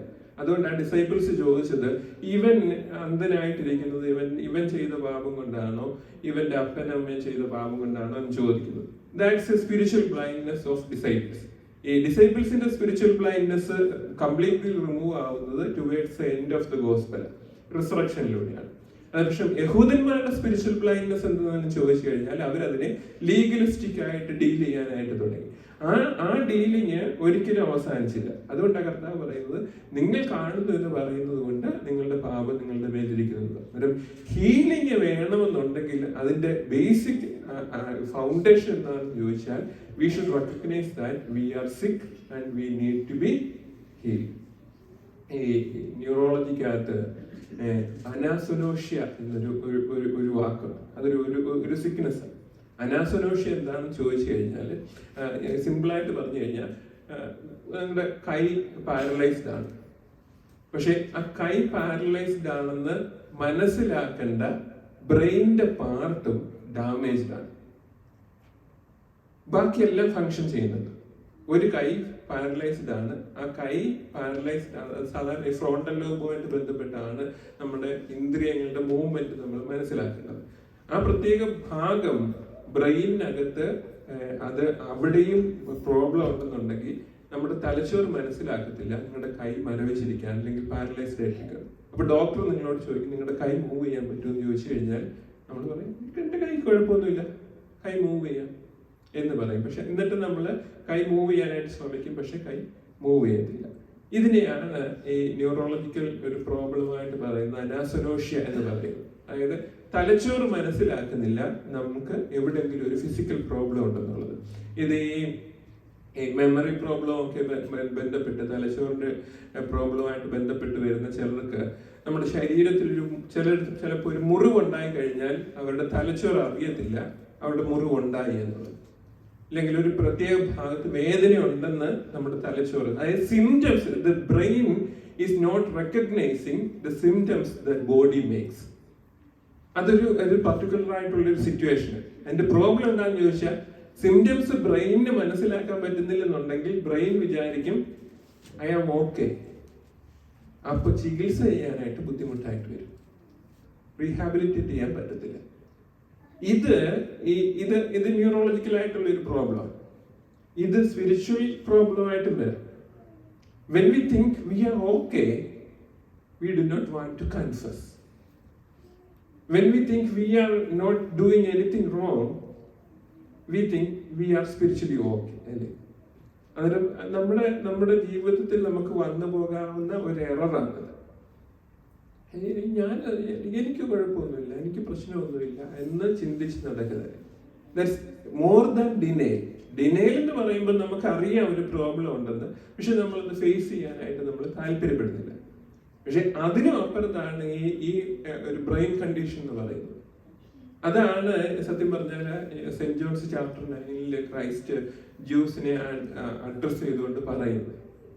അപ്പോൾ ഹീലിംഗ് വേണമെന്നുണ്ടെങ്കിൽ നമ്മൾ ആ സിംറ്റംസിനെ തിരിച്ചറിയുക എന്നുള്ളതാണ് പ്രധാനം. നമുക്ക് ഈഗോസെൻട്രിക് ആയിട്ടുള്ള പ്രോബ്ലംസ് ഉണ്ട്. നമുക്ക് ഈ പറയുന്ന ഈ ഹൈ ഡോപ്പമിൻ റഷ് നമ്മുടെ ജീവിതത്തിൽ എപ്പോഴും ഉണ്ടാകുന്നുണ്ട്. നമ്മൾ എപ്പോഴും ഈ പ്ലഷർ തേടി പോകുന്നുണ്ട്. ഈ പ്ലഷറിന്റെ റിവാർഡ് തേടി നമ്മൾ പോകുന്നുണ്ടെന്നുണ്ടെങ്കിൽ നമ്മൾ എപ്പോഴും ഈ നോയ്സി വേൾഡിൽ നമ്മൾ ജീവിക്കുമ്പോൾ നമുക്കത് അങ്ങനെ നമുക്ക് വരാനുള്ള ഒരു സാധ്യതയുണ്ട്. നമ്മുടെ സിക്നസ് എന്താണെന്ന് നമുക്ക് തിരിച്ചറിയാൻ പറ്റാതെ പോകും. അവിടെയാണ് നമ്മൾ യഥാർത്ഥമായിട്ട് സ്പിരിച്വലി നമ്മൾ അഡ്രസ്സ് ചെയ്യേണ്ടത്. നമ്മളുടെ ഇന്നർ മൈൻഡിന് ഉള്ള പ്രോബ്ലംസിനെ നമ്മൾ തിരിച്ചറിയുമ്പോഴാണ് we realize that we need to heal ourselves. Then we need to apply some treatment to our inner self. അങ്ങനെ ഒരു ട്രീറ്റ്മെന്റിന് നമ്മൾ വിധേയരാകുന്ന ഒരു കാലഘട്ടത്തെയാണ് നമ്മൾ നോമ്പുകാലം എന്ന് വിളിക്കുന്നത്. അങ്ങനെ അത് the climax of that healing is to going through the holy confession. നമ്മുടെ മനസ്സിനും ആത്മാവിനും സൗഖ്യം തരുന്ന രീതിയിലുള്ള ഒരു വിശുദ്ധ കുമ്പസാരത്തിലൂടെ then we are telling our sickness to God to heal it. നമുക്കറിയാം, നമുക്ക് വളരെ നിസ്സാരമായിട്ടുള്ള കാര്യം, ഈ രഹസ്യങ്ങൾ കൊണ്ട് നടന്നു കഴിഞ്ഞാൽ നമ്മൾ സിക്കാവും അല്ലേ? രഹസ്യം കൊണ്ട് നടന്നിട്ട് സിക്കാകാത്ത ഒരാളേ ഉള്ളൂ. എനിക്ക് പേരറിയത്തില്ല, എന്തുവായിരുന്നു കഥാപാത്രത്തിന്റെ പേര്, ദൃശ്യത്തിനകത്തെ കഥാപാത്രത്തിന്റെ പേര് എന്തുവായിരുന്നു? ഇത്രയും നാളെ രഹസ്യം കൊണ്ട് നടക്കുക, അയാൾക്ക് ഇതുവരെ സിക്നസ് വന്നിട്ടില്ല. കഥാകാരൻ അടുത്ത പാർട്ടി വേണമെങ്കിൽ കഥ എഴുതാൻ അങ്ങനെ ചിന്തിക്കാം. ഈ സീക്രസി കീപ്പ് ചെയ്യാന്ന് പറഞ്ഞു കഴിഞ്ഞാൽ that makes our mind divided, then the divided mind make our physical health deteriorating. അത് കുമ്പസാരവുമായിട്ട് ബന്ധപ്പെട്ട് നമ്മൾ ചിന്തിക്കേണ്ട ഒരു സംഗതിയാണ്. ഈ നമ്മൾ അങ്ങനെ മനസ്സിനകത്ത് നമ്മൾ കരുതി വെച്ചിരിക്കുന്ന നമ്മുടെ മാത്രം ഇന്നർ സീക്രട്സിനെ, നമ്മളെ ട്രബിൾ ചെയ്തുകൊണ്ടിരിക്കുന്ന ഇന്നർ സീക്രട്സിനെ ദൈവം മുമ്പാകെ അതങ്ങ് പോർ ഔട്ട് ചെയ്യുക. അത് നമുക്ക് തരുന്ന ഒരു റിലാക്സേഷൻ കാണും. അത് തിരിച്ചറിയുക. Then we can realise how it will heal us എന്നുള്ളത്. അന്നേരം നമ്മൾ ഈ 40 ദിവസം നമ്മൾ ഈ ഒരു പ്രോസസ്സിലൂടെ കടന്നു പോയിട്ട് നമ്മൾ സ്വയം ചിന്തിക്കേണ്ടത്, ഇതെൻ്റെ മുറിവുകളെ ഉണക്കിയോ, ഇതെൻ്റെ വ്യക്തിപരമായിട്ടും എൻ്റെ ബന്ധങ്ങളിലും എൻ്റെ ദൈവവുമായിട്ടുള്ള ബന്ധത്തിലുമൊക്കെയുള്ള മുറിവുകളെ ഉണക്കാനായിട്ട് ഈ ഒരു പീരീഡ് എന്നെ സഹായിച്ചു എന്നുള്ളതാണ് നമ്മൾ ചിന്തിക്കേണ്ടത്. ഇനി വരുന്ന നോമ്പുകളിലും ഒക്കെ നമ്മൾ നോമ്പിന്റെ പല മാനങ്ങളിൽ നമ്മൾ എടുക്കേണ്ട ഒരു മാനമാണ് നോമ്പ് നമുക്കൊരു സൗഖ്യം തരാനായിട്ട്. എൻ്റെ ചില അഡിക്ഷനുകളെ ഇല്ലാതാക്കാനായിട്ട് കഴിഞ്ഞിട്ടുണ്ടോ? അത് ഫിസിക്കലായിട്ടും മെന്റലായിട്ടുള്ള അഡിക്ഷൻസ്. ആ അഡിക്ഷൻസിനെ ഞാൻ ഉപവസിക്കുന്നത് കൊണ്ട് എൻ്റെ ഏതെങ്കിലും ഒരു അഡിക്ഷനെ ഇല്ലാതാക്കാനായിട്ട് പറ്റുന്നുണ്ടോ? അതോ ഞാൻ ഈ 40 ദിവസം അല്ലെങ്കിൽ 50 ദിവസം ഉപവസിച്ച് കഴിഞ്ഞിട്ട് വീണ്ടും ആ അഡിക്ഷനിലേക്ക് തന്നെ തിരിച്ചു പോവുകയാണ് ചെയ്യുന്നത്? ഈ 40 ദിവസം 50 ദിവസം പ്രാർത്ഥിക്കുന്നത് വഴി എനിക്കൊരു നിശബ്ദത ട്രെയിൻ ചെയ്യാനായിട്ട് പറ്റുന്നുണ്ടോ? എൻ്റെ ആങ്സൈറ്റിയെ കൺട്രോൾ ചെയ്യാനായിട്ട് പറ്റുന്നുണ്ടോ? അത് സാധ്യമാകുന്നുണ്ടെങ്കിൽ അതൊരു ഹീലിംഗ് ആയിട്ട് മാറും. ഞാൻ മറ്റുള്ളവർക്ക് എന്തെങ്കിലും കൊടുക്കുന്നത് വഴി അതെൻ്റെ ഈഗോസെൻട്രിക് നേച്ചറിനെ ഇൻക്രീസ് ചെയ്യുകയാണോ ചെയ്യുന്നത്? ഞാൻ നല്ലവനാണെന്ന് പറയിപ്പിക്കുകയാണോ? 4 പേരെ കൊണ്ട് അവൻ കൊടുക്കാറുണ്ട്, അവൻ നല്ലവനാണെന്ന് പറയിപ്പിക്കുകയാണോ? അതോ ഞാൻ ആരും അറിയാതെ കൊടുക്കുന്നുണ്ടോ? അങ്ങനെ എൻ്റെ തന്നെ ഈഗോയെ ശമിപ്പിക്കാനായിട്ട് എനിക്ക് പറ്റുന്നുണ്ട്. Above all, we have to recognize that we are all wounded person. അല്ലേ? പലതരത്തിലുള്ള മുറിവുകളുമായിട്ടാണ് നമ്മൾ ജീവിക്കുന്നത്. ആ മുറിവുകളെ സൗഖ്യമാക്കാനായിട്ട് ദൈവത്തോട് നമുക്ക് പ്രാർത്ഥിക്കാനായിട്ട് കഴിയും. ഈ നോമ്പ് കാലം അങ്ങനെ നമ്മുടെ മുറിവുകളെ ശമിപ്പിക്കാനായിട്ട് ശാപ്രവാചകൻ പറയുന്നത് പോലെ ദൈവത്തിന് ഇഷ്ടമായ ഉപവാസം നിർവഹിച്ചുകൊണ്ട് എൻ്റെ മുറിവുകളെ ശമിപ്പിക്കാൻ തക്കവണ്ണം ദൈവത്തോട് പ്രാർത്ഥിക്കട്ടെ. അങ്ങനെ മുറിവുകൾ ഉണങ്ങിയവരായിട്ട് ഈ ഈസ്റ്റർ ദിനത്തിൽ നമുക്ക് ആകാനായിട്ട് കഴിയട്ടെ എന്ന് പ്രാർത്ഥിക്കാൻ ദൈവം നമുക്ക് എല്ലാം അനുഗ്രഹിക്കും.